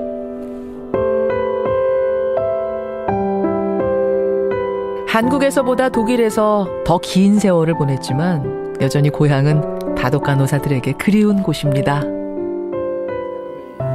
고국이라는 것은 그리움과 동경이에요. 나에게는 항상 버릴 수 없고 그림과 동경 속에서 고국을 생각하고 살고. 내가 지금 여기서 이만큼 사는 능력과 힘을 키워준 거는 한국이거든요. 아주 힘든 일들이 많았을 때 그거를 이겨낼 수 있는 힘을 닦아준 게 한국이에요. 제가 여기서 늙어서 죽을 때까지 여기서 산다고 생각을 해도 거기 또 힘이 있고 용기가 있어야지 돼요. 그렇지 않으면 그냥 풀같이 죽어버려요. 근데 그거를 심어준 것도 다 한국이고 저는 그래서 항상 좀 고마워요. 고국을 떠날 때 그 3단 같은 머리카락엔 이제 하얗게 서리가 내렸습니다. 하지만 낯선 이국 땅을 밟으며 아로새긴 그 용기와 굳은 의지는 여전히 파독 간호사들의 마음에서 빛나고 있습니다. CBS 특별기획 2017 대한민국 소리유산. 오늘은 독일에서의 인생 2막 파독 간호사 편이었습니다. 2017 대한민국 소리유산은 방송통신위원회의 방송통신발전기금을 지원받아 제작한 것입니다.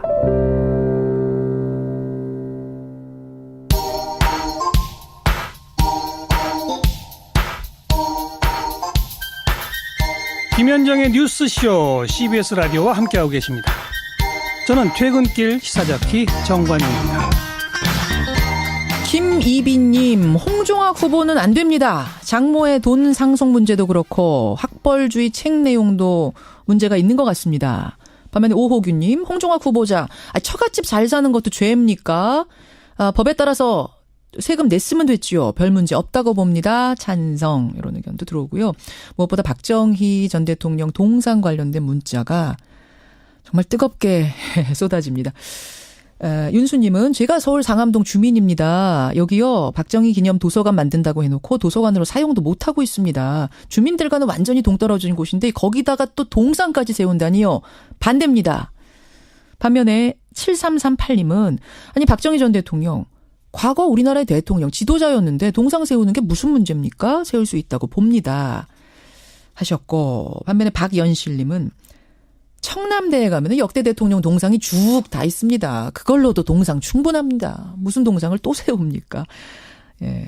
조현경님, 시유지는 시의 것이 아니라 시민들의 것이라 생각한다. 시민들 반대가 높다면 세울 수 없다.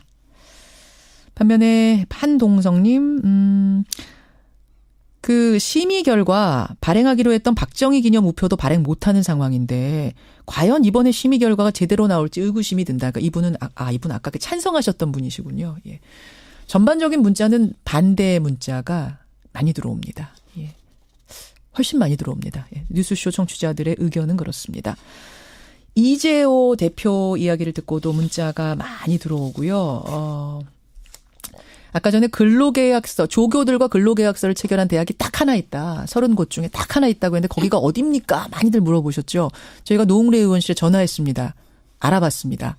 변성태 기자, 어딜 것 같으세요? 얼마 전에 뭐 소송이 있었던 걸로 본다면 동땡 무슨 대학일 거라는 생각이 듭니다. 동자 들어가는 대학이 한 2억 개 서울에 있는데 동국대 아니고요. 동국대는 이번에 소송을 해서 조교들이 이긴 거고 동덕여대. 동덕이죠. 동덕여대는 이미 조교와 대학 간의 근로 계약서가 체결이 돼 있었답니다. 이건 칭찬해 줄 만하네요, 정말. 그런 점에서 얼마 전에 방송사에서 일하는 프리랜서 작가들이 노조를 결성했습니다. 맞습니다. 예. 이제는 방송 작가들하고도 근로계약서를 분명히 체결해야 되고요. 물론이죠. 방송계에서 일하는 작가뿐만 아니라 뭐 AD, FD 모든 직종의 스태프들에게 이제는 정당한 노동자로서의 대우를 해줄 때가 왔습니다. 이제 와서 그걸 언제 다 해요. 뭐 그동안 몇십 년을 그냥 지냈는데 라고 하지만 사실은 몇십 년 동안 노동자가 노동자 대접도 못 받고 최저임금을 맞추지도 못하고 근로기준법을 준수하는 기업이 별로 없는 상황에서 버텨왔듯이 그러나 이제는 새로운 세상이 됐듯이 그 사각지대에 있던 다른 노동자들도 마찬가지로 대우를 해야 될 시점이 왔는데 역시 대학 조교도 마찬가지죠. 그러게요. 네. 관행이란 이름으로 그동안 그렇게 돼왔던 덮여져 왔던 문제들이 하나 둘씩 해결이 되는 것 같습니다. 동덕여대 아까 궁금해하셨던 분, 제가 답변 드렸습니다. 자, 오늘 변상욱 기자 수첩 뭐 가지고 오셨어요? 지난주 이 시간에 광군제 얘기했죠. 중국의 쇼핑 축제. 엄청나다고 했는데 진짜 28조더군요. 대단하더라고요. 광군제. 중국의 쇼핑 축제 광군제에서 새벽에 들어온 소식 보니까 한국 매출이 한 5위 정도는 가 있다. 그게 무슨 여러 나라가 이제 덤벼들어서 중국 쇼핑 시장을 노렸는데 한국 순위가 한 5위 정도는 가 있다. 그러니까 사드 때문에 얼어붙었던 한중 관계가 풀리고 있는 건 분명합니다. 그리고 관광객도 많이 다시 들어오고 있고요. 그리고 쑥 들어갔던 그 한류 스타들의 광고가 전지현 씨 광고 같은 게 이번 광군제에 다시 등장했다면서요. 네. 그런데 이제 오늘 살펴볼 것은 그럼 그동안 정말 문제는 사드 때문에 다 빚어진 일이냐. 사드 때문이 아니라 사드 이전에도 이미 뭔가 위기에 놓여 있지 않았던가라고 하는 거죠. 한류가 안 먹히고 있었는데 사드는 그저 결정타였을 뿐 아니냐라는 지적에 대해서 살펴보려고 합니다. 사실 중국을 제대로 점령하고 정복하려면 새로운 전략이 필요한데 사드 핑계만 대기보다는 이제라도 냉정히 현실을 좀 바라보자. 이제 이게 우리가 지금 논의하려고 하는 거죠. 하기는 이제 한 번에 꽉 막힌 건 사드 때문이 맞습니다. 사드 때문에 뭐 광고도 다 내려졌고 관광객도 줄어들고 그건 맞습니다만 사실은 그전에도 좀 조짐이 보였대요. 그렇죠. 우리나라의 한류가 꺾이는 조짐. 그래서 이 흐름을 우리가 타개해야 되는 이 흐름을 포스트 사드, 그렇죠. 사드 이후라고 부르던데요. 네. 그러니까 한국 기업 말고 그럼 다른 외국 기업들은 어땠을까 살펴보면 되는데 자동차만 살펴보니까 푸조 프랑스죠, 스즈키 일본, 포드 미국 건데 모두 중국에서 실적이 뚝뚝뚝 떨어지고 있었더군요. 그래요? 예, 우리 현대기아만 그런 건 아니고 또 중국에서 나오는 브랜드들도 실적이 떨어질 건 떨어지고 있었습니다. 그러니까 중국에 진출했지만 중국의 변화를 따라잡지 못하고 중국 소비자에게 더 가까이 다가가지 못하는 기업은 결국 밀리고 있었다라고 하는 것이고요. 그동안 일어난 반성들을 모아보면 진출한 지 10년, 20년이 됐는데 늘 그 이미지에 그 전략 가지고 계속 어떻게든 해먹으려고 했냐라고 하는 지적이 있었고 중국은 넓고 지역별로 특성이 다 다른데 또 세대차도 큰데 맞춤형 전략을 제대로 세운 거냐. 한류만 맨날 들이대면 다냐. 한류 마케팅은 한계가 왔고 여기에 사드가 더해진 거 아니냐 말씀하신 대로. 중국의 변화에 맞춘 중국을 정복할 만한 인재들을 기르고 스카우트해 오고 있었느냐. 계속 미래에 대비했느냐 그렇죠. 이 말이군요. 그리고 그들을 적절하게 배치하고 대우해 주고 있었느냐. 이제 이런 반성들이죠. 그러니까 원인은 알겠어요. 원인은 주춤한 원인은 알겠는데 그럼 앞으로 어찌 해야 될까? 이게 문제 아닙니까? 뭐 지금부터 연구해야 되니까 제가 답을 드리긴 뭐합니다만 예를 들면 자동차 같은 경우는 중국의 가장 큰 고민은 스모그입니다. 환경 때문에 나라가 망할 수도 있다고 생각하니까 자동차는 앞으로 전기 자동차 아니면 자율자동차 쪽으로 빨리 가야 되는 거죠. 예. 더 토착화적이고 더 촘촘한 판매망도 구성을 해야 되고 우리나라는 좁잖아요. 만들어서 뿌리면 되는데 만들어서 뿌려갖고 되는 게 아니죠. 그러니까 초코파이를 팔든 커피 전문점을 내거나 한국 식당을 내든 지역에 따라 언어가 다르고 종교까지 다 다른데 지역에 맞춘 토착화 전략이 절실하다. 지역에 맞는 마케팅 전략이 따로 나와야 된다. 그렇습니다. 예를 들어서 어떻게 표현할 수 있을지 모르겠습니다만 사드 같은 경우도 종족에 따라 반응이 달랐어요. 그래요. 중국의 중심이라고 할 수 있는 한족들은 자존심 상했다고 난리가 났지만 소수민족들은 별로 반응이 없이 시큰둥하면서 그건 지들 일이지라고 하는 반응이었단 말이죠. 그러니까 이러한 지역별 감정에 맞춘 좋은 이미지를 계속 쌓아가는 것이 중요한 거죠. 그러니까 지금 말씀 들으니까 이해는 되는데 이거 어떻게 할 것인가는 좀 막연해요. 그렇죠. 그러니까 결국은 중국의 디지털 변화에 일단은 맞춰야 됩니다. 그리고 소비자 흐름이 어떻게 흘러가고 있는지를 빨리 파악하고 접근해야 됩니다. 결국 중국의 데이터를 어떻게 손에 넣느냐가 또 중요한 거죠. 예, 그래서 급속도로 성장하는 중국의 로컬 브랜드들을 경계하고 우리는 더 빠르고 다양한 분야로 미리 가서 준비하고 있다가 중국의 디지털 기술이 발전하면서 쫓아오는 걸 피해 다니든지 막든지 어떤 방법을 취해야 되는 거죠. 그리고 이번에 사드를 보면서 이런 유사한 문제가 생기면 우리는 또다시 얼어붙고 또다시 후퇴하고 이런 건가? 이것도 좀 대비해야겠다는 생각 들던데요. 뭐 한 번만 또 뭐가 터지면 바로 얼어붙을 수 있는 거니까. 그러니까 결국 중앙과 지방까지 다 포괄하는 중국 전문가 그룹이 더 많아져야 됩니다. 그리고 시진핑 2기의 중국과 우리가 윈윈할 수 있는 게 빨리 뭔지 찾아야 됩니다. 특히 아까 말씀드린 환경 문제 같은 거는 뭐 전형적인 우리와 중국이 함께 호흡을 맞출 문제. 거고 그렇죠. 미세먼지나 황사 같은 거죠. 그다음에 또 하나 사드로 우리가 얼어붙었다고 생각했지만 수출은 늘었어요. 중국에 대해서. 그래요? 왜냐하면 삼성 쪽에서 반도체 이런 것들이 많이 나갔거든요. 그 이유는 중국의 IT가 엄청나게 빠른 속도로 발전하고 있기 때문에 거기에 쓰이는 재료들이 우리가 수출을 많이 한 거죠. 우리가 아니면 어떻게 할 수 없는 것들이 됐군요. 그런데 문제는 우리가 해오던 것을 중국이 반도체 대량 생산에 나선다거나 우리 대신 자기네가 스스로 해치울 수 있다면 우리는 어떻게 될까? 그때가 문제죠. 그러면 당연히 중국 다음으로 정보통신, IT 산업이 발전해 나갈 베트남, 인도네시아, 필리핀 이걸 흔히 VIP 국가라고 부릅니다. 베트남, 인도네시아, 필리핀 또 말레이시아, 인도 등 동남아, 서남아시아로 미리 반도체를 팔기 위한 기본 틀을 다져야 되는 거죠. 그러니까 지금 문재인 대통령의 베트남, 인도네시아 방문 등이 엄청나게 중요한 거거든요. 그런데 뭐 언론들은 별로 관심이 없고 뭐 우산 쓰는 장면이나 보내고 그러고 있는데 실제로는 이러한 큰 틀에서 동남아시아의 흐름을 우리가 먼저 잡기 위한 노력들을 이제 해야 되는 거죠. 언론들도 관심을 갖고요. 오늘 포스트 사드 문제가 해결된 그 이후의 중국에 대한 이야기 변상욱 대기자와 나눠봤습니다. 기자수첩 수고하셨습니다. 고맙습니다.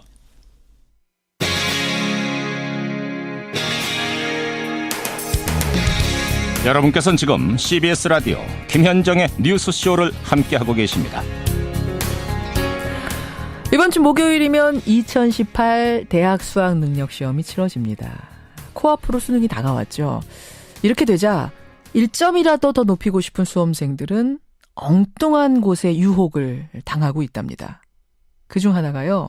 ADHD, 그러니까 주의력 결핍 과잉 행동장애의 치료약이 지금 공부 잘하는 약, 집중력 높이는 약이라고 해서 그렇게 불티나게 팔린다는데요. 이게 과연 맞는 말일까요? 이것 외에도 우리 주변에는 이른바 건강에 관한 여러 가지 속설들이 있습니다. 어디까지 맞고 어디부터 틀린지 오늘 화제 인터뷰에서 이분과 함께 짚어보죠. 국제암대학원 대학교 가정의학과의 명승건 교수 연결이 되어 있습니다. 명승건 교수님 안녕하세요. 네, 안녕하세요. 반갑습니다. 반갑습니다. 정말로 이 ADHD 치료약 처방 건수가 많아지나요? 네, 그렇습니다. 건강보험심사평가원 보건의료 빅데이터 시스템에 따르면요. 예. 환자 수가 가장 적은 달이 2월 달이었는데요. 예. 2월 달에는 21,279명이었는데 11월에는 25,404명, 20% 정도 높은 수준이었고 이게 작년만 그런 줄 알았더니 그런 것도 아니고요. 예. 이런 자료를 보니까 고3 기준으로 해서 8월에서 10월 사이에 연초에 비해서는 2-3배 정도 증가하고 수능이 끝나는 11월이나 12월 되면 다시 감소되는 이런 것들이 계속 매년 반복이 되고 있습니다. 정말로 ADHD 약이 집중력 높이는 데 도움이 되긴 되는 건가요? 어떤 연구에서는 정상인의 경우에 적정 수준으로 이 약을 복용했을 때 인지 능력이 좋아지고 좀 도움이 된다는 보고도 있지만 문제는 그 적정 수준을 넘어서는 범위에서는 오히려 기능이 떨어지는 걸로 또 나와요. 그럼 그냥 떨어지는 정도예요? 혹시 그 외에 다른 부작용까지 나타나기도 합니까? 당연히 부작용도 있습니다. 있죠. 대표적인 게 이 자체 약에 대해서 중독이 될 수 있고요. 중독이. 불안, 두통, 그다음에 수면 장애. 특히 어린아이들의 청소년 같은 경우에는 이 약을 정상인이 그냥 복용을 했을 때 신체 성장 지연된다거나 간질 발작, 고혈압, 우울증, 간기능 이상 초래도 보고가 되고 있어서요. 식약처에서는 이번 달 2일에 발표한 자료에서 이러한 절대로 그 환자가 아닌 이상은 복용을 하지 말라고 권고를 하고 있습니다. 자양강장제는 어떤가요, 선생님? 우리가 피곤할 때 우리가 흔히 이제 갈색병에 담긴 그런 거 있잖아요.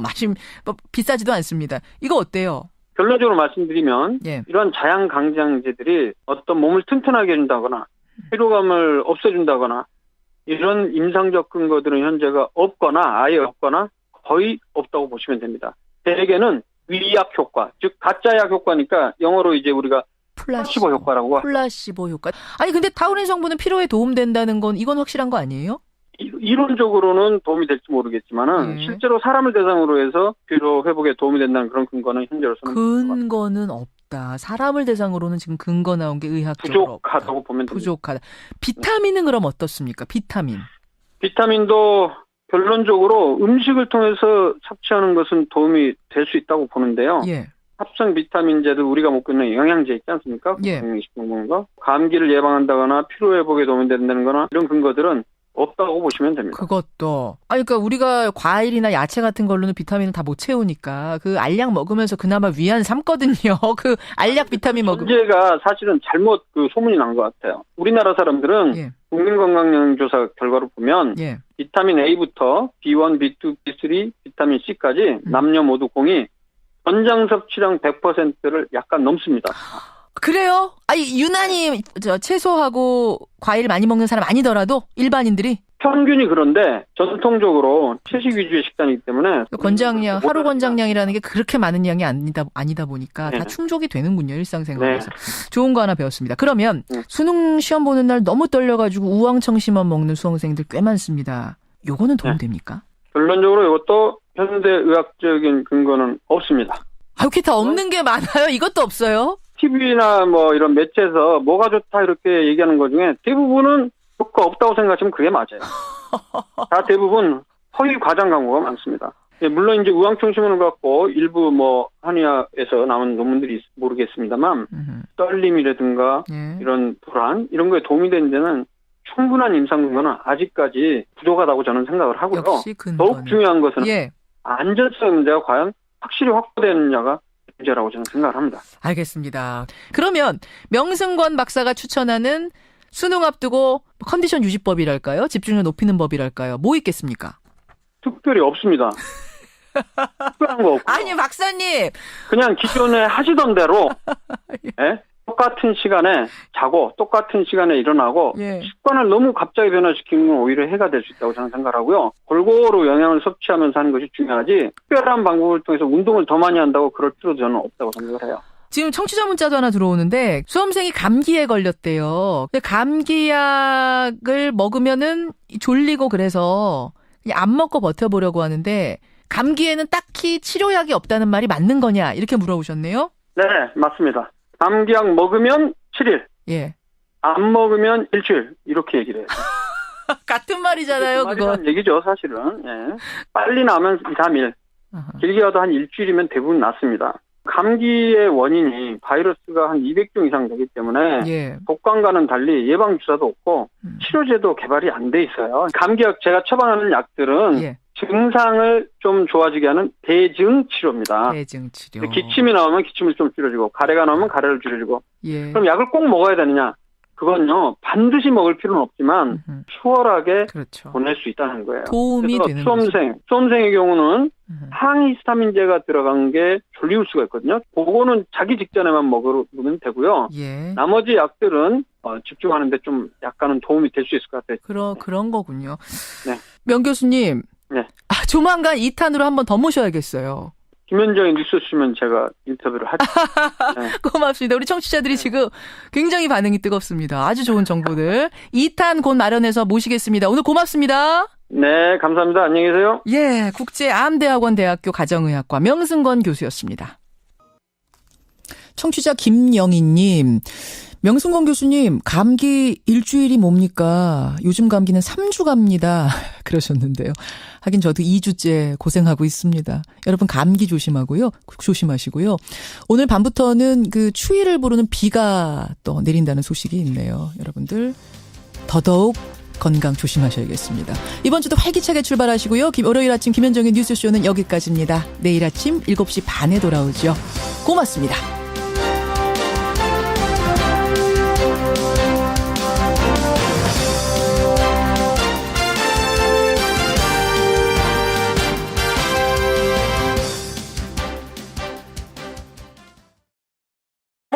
한 번 더 모시겠습니다. 고맙습니다. 예, 늘 푸른 한국당 이재호 대표였습니다.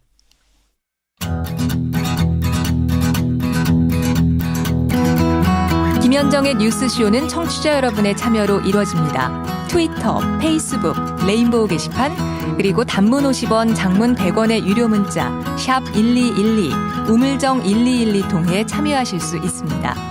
김현정의 뉴스쇼, 여러분과 함께 만듭니다. 아니 이명박 대통령이 무슨 잡범입니까? 이런 일로 검찰에 소환을 하게? 요 이야기가 오늘 상당히 화제가 될 것 같아요. 김성환 씨 어서 오세요. 저 그런 말 해주고 싶은데요. 잡범이 따로 있습니까? 아니 그런 일을 하면 잡범이 되는 거죠? 잡범은 따로 있는 게 아니에요. 이재호 대표 지금 전화 끊고 진정하기로 저랑 약속하셨는데 이 얘기 들으면 또 진정 못 하실 것 같은데. 아무튼 이명박 전 대통령이 어제 한마디를 남기고 떠났는데요. 이재호 대표가 어떤 의미인지에 대해서 오늘 길게 설명을 해줬습니다. 청취자 여러분들의 판단이 나름의 판단이 있으실 거라고 봅니다. 의견들 보내주시고요. 행간은 뭐 갈까요? 현대판 노예. 산업이로 불리는 대학원 조교. 대학원 조교. 예, 그동안 노동자로 인정해서 4대 보험과 퇴직금을 받도록 해줘야 한다 이런 요구가 많았는데요. 노동부가 처음으로 조교도 노동자가 맞다는 결정을 내놨습니다. 노동자로 인정받은 대학원 조교들. 이 뉴스의 행간을 좀 살펴볼까 합니다. 동국대학교 대학원 조교들이 그 총장을 상대로 고발한 사건에서 결정이 나온 거죠? 네, 맞습니다. 작년 12월이었었는데요. 예. 동국대 대학원 총학생회가 총장을 고발하는 사건이 있었습니다. 예. 이 조교 458명의 연차 수당, 퇴직금을 지급하지 않았다. 이제 그 이유였는데요. 우리도 노동자인데 조교도 노동자인데 우리에게도 퇴직금 달라. 그렇죠. 연차 수당 줘야 된다. 이런 예. 거였어요. 그러니까 그동안 노동부가 조교들을 상대로 아마 대면 조사도 벌이고 그랬던 모양인데요. 예. 그러니까 조교들도 대학의 지휘 감독을 받으면서 업무를 하기 때문에 노동자가 맞다 이렇게 결정을 했고요. 근로기준법 위반 혐의로 총장을 기소 의견으로 검찰에 넘겼습니다. 예. 이 노동부가 대학 조교를 노동자로 인정한 것도 처음 있는 일이고요. 당연히 노동권 침해로 대학 측을 고발해서 검찰 수사까지 받게 한 것도 이번이 처음 있는 일입니다. 그러네요. 예, 큰 뉴스입니다. 노동자로 처음 인정을 받은 대학원의 조교들. 이 뉴스의 행간 2면 들어가 보죠. 첫 번째 행간은 상식이 교문에서 막혔다입니다. 교문에서요? 네. 흔히 대학을 지식의 상아탑이라고 부르잖아요. 그렇죠. 그만큼 가장 공정하고 합리적일 거라고 우리는 믿고 그렇게 생각을 하지 않습니까? 예. 근데 실제 현실은 정반대였다는 거죠. 예외가 변칙을 낳았습니다. 그러니까 대학 조교들은 교수 허드렛 일을 해주는 존재처럼 인식이 되었던 게 사실입니다. 사실은 조교들이 당연하게 받아들이기도 했어요. 그동안은. 예, 맞아요. 그러니까 올해 초였었는데요. 서울대에서 스캔노예 사건이 벌어졌습니다. 뭐였죠? 이 교수가 조교에게 수만 장의 논문과 자료를 스캔하라고 시킨 겁니다. 일종의 이제 허드렛 일을 시켰다고도 볼 수 있는데요. 그러니까 이런 것처럼 사실은 조교들은 휴일도 없습니다. 왜냐하면 교수가 연구실에 나오면 그게 출근일이기 때문에 아하. 교수를 이제 보좌해야 된다는 뭐 그런 부담감 때문에 비서 같은 거니까. 그렇죠. 네. 그러니까 동국대의 경우에 일주일에 40시간 이상 일을 했는데요. 예. 매월 받은 돈이 130만 원 수준이었습니다. 그래요. 근데 이것도 사실은 월급이 아니라 장학금 명목이죠. 그래서 우리 근로장학생이라고 부르잖아요. 맞아요. 네. 그러니까 일을 해서 뭔가 일에 대한 대가를 받는 것이 아니라 장학금을 주는 것으로 모든 걸 퉁치는 뭐 이런 건데요. 그러니까 이렇게 하는 게 더 또 나중에 어떤 결과를 불러일으키냐면은 예. 대학 측이 이렇게 장학금을 준 걸 가지고 대학 장학금 지급 실적으로 부풀린다는 겁니다. 그러니까 정당하게 줘야 될 월급은 안 주고 장학금 주는 것처럼 하니까 우리 대학은 이렇게 장학금을 많이 줍니다라고 해서 또 정부에다가 또 얘기를 한다는 거죠. 그러니까 조교들은 최저임금도 못 받고 일하고 대학 측은 값싸게 부려먹고 대학 실적까지 올리는 게 현실이라는 겁니다. 현실 이어왔습니다. 지금까지. 네. 그래요. 두 번째 행간 뭡니까? 두 번째 행간은 현직이 아닌 전직 조교들이었다입니다. 이게 무슨 말씀이세요? 그러니까 동국대 총장을 고발한 교사 또 권재근 씨와 아들 혁규군의 가족들인데요. 그러니까 총 5명이에요. 미수습자가 지금. 네. 예. 그동안 머물렀던 목포 신항만 컨테이너동에서 떠나기로 그렇게 의견을 모았다고 하네요. 그래요. 미수습자들이 선체가 아닌 해상에 유실됐을 가능성이 있다고 본 것인데요. 오늘 해양수산부와 위령제 일정 등을 논의하고요. 내일은 대국민 기자회견을 개최할 예정이라고 합니다. 그 5명 중에 혁규군 있잖아요. 혁규군. 네네. 혁규군은 어린 동생한테 자기의 구명조끼를 입혀서 살려냈던 인물입니다. 생각하면 참 마음이 짠해지는 아침입니다. 큰 위로를 전하겠습니다. 여기까지 포인트 뉴스 수고하셨습니다. 네. 이명박 전 대통령은 바레인 출국길에 적폐청산에 대한 입장을 발표했습니다. 이것이 과연 개혁이냐, 감정풀이냐, 정치적 보복이냐 이런 의심이 들기 시작했습니다. 예, 이명박 전 대통령의 목소리 지금 들으셨습니다. 그러니까 재임 시절에 군과 국정원의 댓글 공작을 보고받고 지시했다는 의혹을 받고 있는 거죠. 바레인으로 출국하는 공항에서 이루어진 입장 발표였는데요. 2박 4일간 강연을 하러 가는 길입니다. 근데 인천공항은 출국 반대 시위자들로 북새통을 이뤘습니다. 검찰 수사를 코앞에 둔 이 전 대통령 어떤 말을 하고 싶었던 걸까요? 최측근 만나봅니다. 이명박 정부 당시 특임 장관을 지낸 늘푸른 한국당 이재호 대표 연결을 해보죠. 이재호 대표님 안녕하세요. 예, 안녕하십니까. 어제 인천공항 보셨겠지만 이명박 전 대통령 출국을 금지시켜달라는 시위 인파가 상당했습니다. 근데 청와대에다가 출국 금지 청원을 넣은 사람도 오늘 아침에 제가 확인하고 들어왔는데 8만 명을 넘어섰더라고요. 예. 근데 꼭 지금 바레인으로 나가셨어야 했을까요? 아니, 그건 바레인 정부에 이미 오래전에 특강하기로 초청되어 있는 거니까, 그 정부에 약속한 걸 일방적으로 어길 수도 없잖아요. 어길 수가 없어서. 예. 그건 또 예의가 아니죠. 예의가 아니니까. 근데 국민의당은 이명박 전 대통령이 지금 바레인의 고위공직자 강연 같은 남의 나라 생각할 때가 아니다. 이런 논평을 냈더라고요. 그 사람들, 한심한 사람들이, 남의 나라 우리가 생각해서 가자고 그래서 갑니다. 그쪽에도 초청이 와서 약속이 된 거니까, 약속을 지키는 것도 나라와 나라 사이의 시민이지. 예. 국민의당 사람들은 한심한 사람들. 아이고, 한심한. 그러면, 지금 이제 국민들 한 8만 명 넘게가 출국 금지시켜달라고 요청을 한 이유는, 혹시라도 나가셨다가, 안 들어오시거나 이럴 가능성 전혀 없겠습니까? 그게 말이라고 합니까? 무슨 잘못도 없는데. 뭘 안 들어오고 그러겠어요. 그리고, 구속시켜달라, 8만 원 이런 거는, 그 숫자는, 간단하죠. 우리가 촛불 집회할 때 광화문에 모인 인원이 얼마입니까?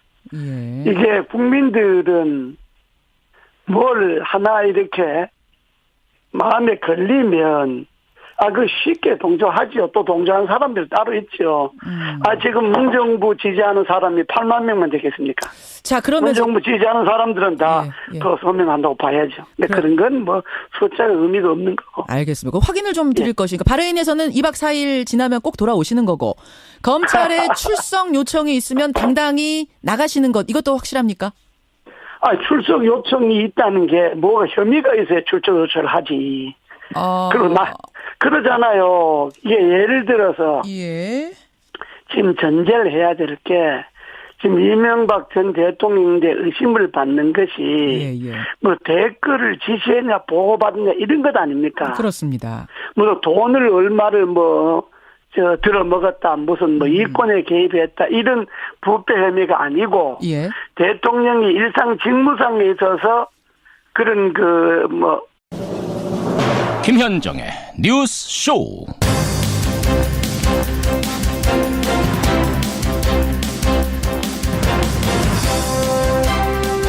문재인 정부의 적폐청산이 감정풀이이자 정치 보복 아닌가 이런 의심이 들기 시작했다. 애청자 여러분 안녕하십니까? 이명박 전 대통령이 검찰의 적폐청산 수사에 대해서 어제 처음으로 직접 입을 열었습니다. 댓글 공작을 보고 받았느냐는 기자의 질문에 대해서는 상식에 벗어나는 질문을 하지 말라 역정을 내는 모습을 보이기도 했죠. 그런데 과연 무엇이 상식일까요? 댓글 공작부터 블랙리스트 의혹, 다스 건까지 무엇이 상식인지는 수사하면 나옵니다.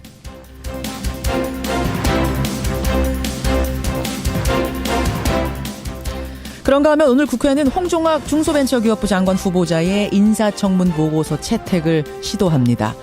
채택해야 한다, 안 된다, 여야 간 기싸움이 이어지는 상황. 결국 청와대는 국민 여론을 보고 판단하게 될 텐데요. 홍종학 여론조사 저희가 돌려봤습니다. 2부에서 확인하시죠. 김현정의 뉴스쇼 출발합니다.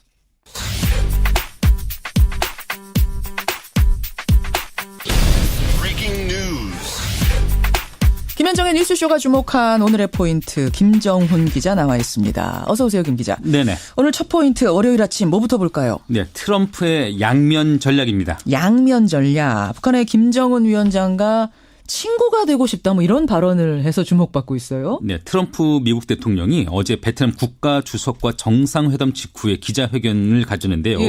그 자리에서 북한을 향한 유화 발언을 또 내놨습니다. 김정은과 친구가 될 수 있다고 생각하느냐 이런 질문을 받고 어떤 일이든 가능하다. 그것은 좋은 일이다. 좋은 일이다. 네, 그렇게 답을 했는데요.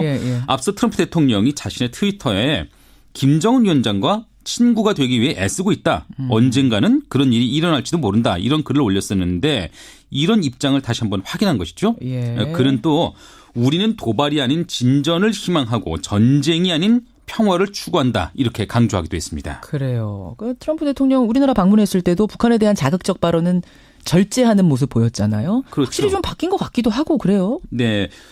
북한이 화염과 분노에 직면할 것이다. 이런 과거에 비하면 달라진 모습이긴 하죠. 그렇죠. 그런데 화전 양면 전략으로도 보입니다. 이중적으로. 네. 투트랙으로. 맞습니다. 어제도 북한 불량 정권이 세계를 위협하는 행위를 멈추도록 모든 국가가 행동해야 된다. 이렇게 촉구하기도 했거든요. 또 아직 서태평양상에는 미국 항공모함 3척이 무력 시위를 계속하고 있는 중이기도 하죠. 그래요. 북한도 사실은 한동안 도발을 중단하고 있는 상태인데 뭐 어떻게든 대화의 국면으로 나아갔으면 좋겠습니다. 다음 포인트 보죠. 네, 보수 야당의 체제 정비입니다. 탈당파가 떠난 바른정당 오늘 당대표 선출을 합니다. 네, 집단 탈당으로 홍역을 치른 바른정당이죠. 오늘 당대표 또 최고위원 3명을 선출합니다. 당원 대표자 회의를 열고 선거인단 투표와 여론조사 결과를 합산하는 방식입니다. 모두 6명 그렇게 후보가 나섰는데 아무래도 유승민 의원의 당대표 선출 가능성이 커 보이죠.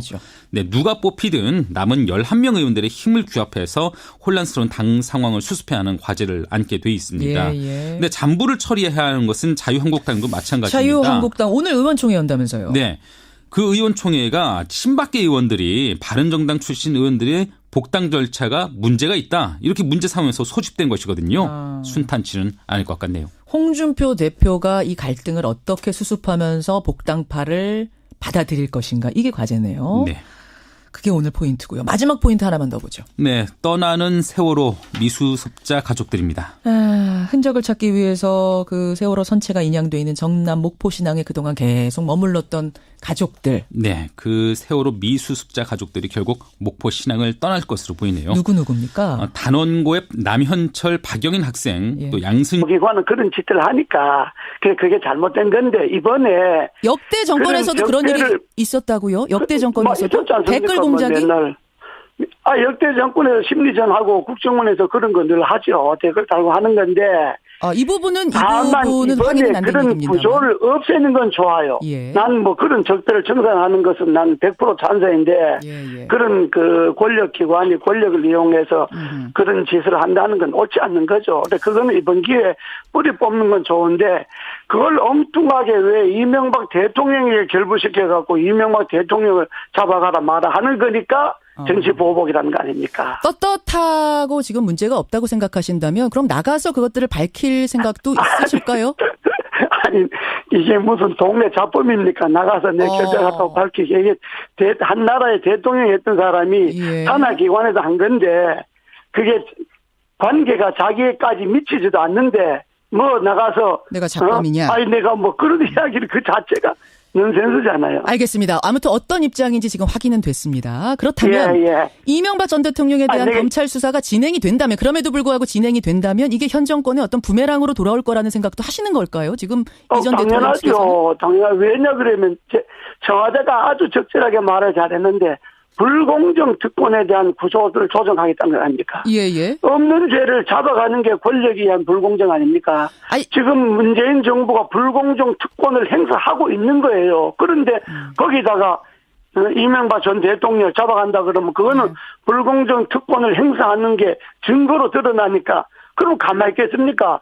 정의에 반하는 행위를 보면 그것이 권력이든 살아있는 권력이든 죽어있는 권력이든 정의에 반하는 행동을 하면 거기에 저항하는 게 당연한 거죠. 알겠습니다. 그게 정의 아니에요? 맞는 말씀인데 근데 아까 전에 합리적 의심이 드는 상황이라는 것에 대해서는 이 대표님도 인정하셨잖아요. 합리적 의심이 드는 상황이라면 검찰이 조사를 할 수밖에 없는 것 아닌가 이런 생각이 드는데요. 그게 검찰까지 올라갈 것도 아니고 합리적 의심이라는 게 그게 대통령인데 갈 사안이 아니잖아요.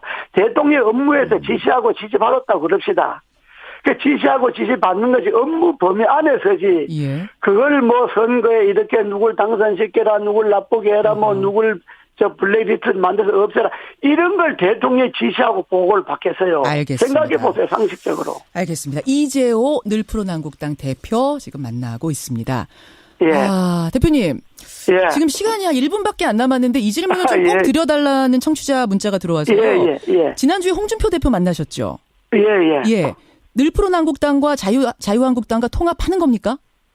지금 실무적으로 논의를 하기로 했습니다. 그러셨어요?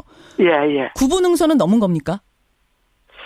뭐 구부고 발부고는 일단 실무적으로 논의를 해보고 당과 당이 이제 합치는 거니까. 그게 정당법과 당은 뭐 이런 여러 가지 절차가 있지 않습니까? 있죠. 그 절차를 이제 추진해보고 그게 맞아야죠. 근데 사실은 이재호 대표가 새누리당 탈당하실 때. 정의롭지 못한 권력이 이 당에 또아리를 들고 있다. 거세게 비판하면서 나오셨잖아요. 그게 박근혜 대통령에 의해서 제가 공천을 못 받고 쫓겨난 거지. 그때 그러셨어요. 제 스스로 탈당한 게 아니라 정의롭지 못한 권력에 의해서 축출당한 거지 뭐. 근데 지금은 좀 당 상황이 변했다고 보세요. 사실은 박근혜 전 대통령 출당한 거 외에는 큰 변화가 없다는 평가들 나오는데. 그렇습니다. 그런데 그건 뭐 제가 사실이고. 그러나 일단은 우리를 쫓아냈던 그 당사자가 당에서 제명을 당했으니까. 박근혜 전 대통령? 그 뿌리는 제거했다고 봐야죠. 소위 정의롭지 못한 권력의 핵심은 당에서 쫓겨나갔다고 봐야죠. 그런 정도죠. 그 당 자체가 뭐 새롭게 됐다 이런 생각은 제가 아직 하지 않고요. 알겠습니다. 오늘 오랜만에 나오셔서 질문 드릴 게 많은데 일단 여기까지 입장 확인하는 것으로 하시고. 하도 요즘 어처구니 없는 일이 벌어지니까 제가 좀 말이 많습니다. 오늘 전화 끊고 좀 진정하시고요. 사이버사령부나 국정원에 업무를 지시했냐, 보고받았냐, 이런 것 아닙니까? 예. 그럼 그 내용이 대통령이 지시하고 보고받을 내용이냐, 아니냐 하는 걸 따져봐야 되지 않겠습니까? 예. 근데 그걸 따져보지 않고, 그냥, 이명박 정부 하에 그 사이버 사령부나 국정원이니까 무조건 이명박 대통령이 책임지고, 구속해야 된다. 이런 식으로 몰고 가니까, 그게 지금 청와대가 말 아주 잘했대요. 뭐, 불공정 특권에 대한, 조정이라 그러는데, 그야말로 불공정 특권이잖아요. 죄도 없는 사람을 권력의 힘으로 잡아가려고 하는 게, 그게 불공정 특권 아니에요? 자, 그런데요, 이재호 대표님. 네. 이게 아무 죄 없는, 아무 혐의도 안 나온, 아무 증거도 안 나온 사람을 지금 몰아간다고 보기에는, 아니, 김관진 당시 장관이 이명박 대통령 지시를 받았다라고 자백을 했습니다. 그러니까 그 지시라는 게 이런 거잖아요. 자백도 나도 그때 봤는데 예를 들어서 보세요. 국방부 장관이 지금 연말 연시돼서 대북 심리전을 강화할 필요가 있어서 인원을 더 늘려야 되겠습니다. 이렇게 말하면 대통령이 그래 그 주무장관 알아서 하라 이렇게 이야기하겠죠. 그럼 알아서 하라 그러면 주무장관에서는 대통령의 지시를 받았다 이렇게 말하겠죠. 맞습니다. 그런데 그것보다 조금 더 나아갔더라고요. 무슨 말이냐면 문건에 적시된 대통령 지시사항, VIP 강조사항 이렇게 적혀있는 부분이 있습니다. 거기에 뭐라고 되어 있냐면 사이버사 인력을 증원하는데 우리 사람을 뽑아라. 우리 사람을 철저하게 가려서 뽑아야 한다고 VIP가 강조했다라고 적혀 있는 것. 우리 사람을 뽑아라라는 게 무슨 의미인가? 이거는 그거죠. 답을 하셔야 되는 거 아닌지. 예를 들어서 대통령이 이러잖아요. 내가 이제 대통령이라면 왜 그런 말을 했겠냐. 특히 심리전 같은 거는 사이버 같은 거는 노출이 안 되는 거니까 국가관에 투자를 하거나 정세서에 확실하거나 그 좀 확실한 사람을 뽑아라 이런 이야기 아니겠어요? 국가가 그런 이야기를 과장 확대해서 모두 호남 사람 배제하라 이렇게 나가는 게 불공정 특권이죠. 권력을 이용해서 사람 잡아가려고 하는 것 아니에요. 생각해 보세요. 김관진 장관 호남 사람이죠. 호남 사람 앞에 놔두고 대통령이 그 호남 사람 빼라 이렇게 이야기하겠습니까? 그러니까 여기서 말하는 우리 사람을 철저하게 가려서 증언하라는 이야기는 국가관이 투철한 사람을 의미하는 것이다. 그렇죠. 확실한 사람 뽑아라 이 말이지. 그거는 뭐 일상적인 것 아니겠어요. 사회보전 하는데 그 아무나 뽑으면 안 되고 그 확실한 사람들 뽑아라 이 말 아니겠어요. 이 대표님 조금만 진정하시고요. 조금만 진정하시고 하는 꼴을 보니까 이 진정을 하려고 해도 안 하게 되죠. 진정이 안 되세요. 알겠습니다. 그래도 조금만 진정하시고 제 질문을 들어보세요. 진정하셔야죠. 그렇죠. 어른이 진정하셔야죠. 자, 그런데 우리 사람 뽑아라라고 한 게 국가간 투철한 사람을 뽑아라라고 한 걸 수도 있습니다. 그렇다면 그 다음에 의심스러운 상황들이 안 벌어졌으면 그 말이 맞는데 지금 상황을 보면은 그렇게 해서 뽑힌 사람들이 선거에 댓글을 달고 정치에 개입하는 댓글을 달고 또 그 당시 이제 야당이죠. 야당 성향의 연예인들을 사찰하는 뭐 이런 행동을 하고 이런 것들을 했기 때문에 결국 그때 우리 사람이 이렇게 되는 거 아니냐라는 의심을 합리적 의심을 할 수밖에 없는 상황 아닌가 하는 거죠. 그 의심인데 그 의심이 대통령하고 관계는 없는 거잖아요. 그거는 그렇게 지시를 받은 사람들 담당 부서에서 담당 직원들이 담당 관계자들이 하는 이야기지. 예를 들어서 대통령이 그렇게 확실한 사람 뽑는데 탤런트 누구누구 제외하고 배우 누구누구 제외하고 이런 걸 대통령이 지시하겠습니까?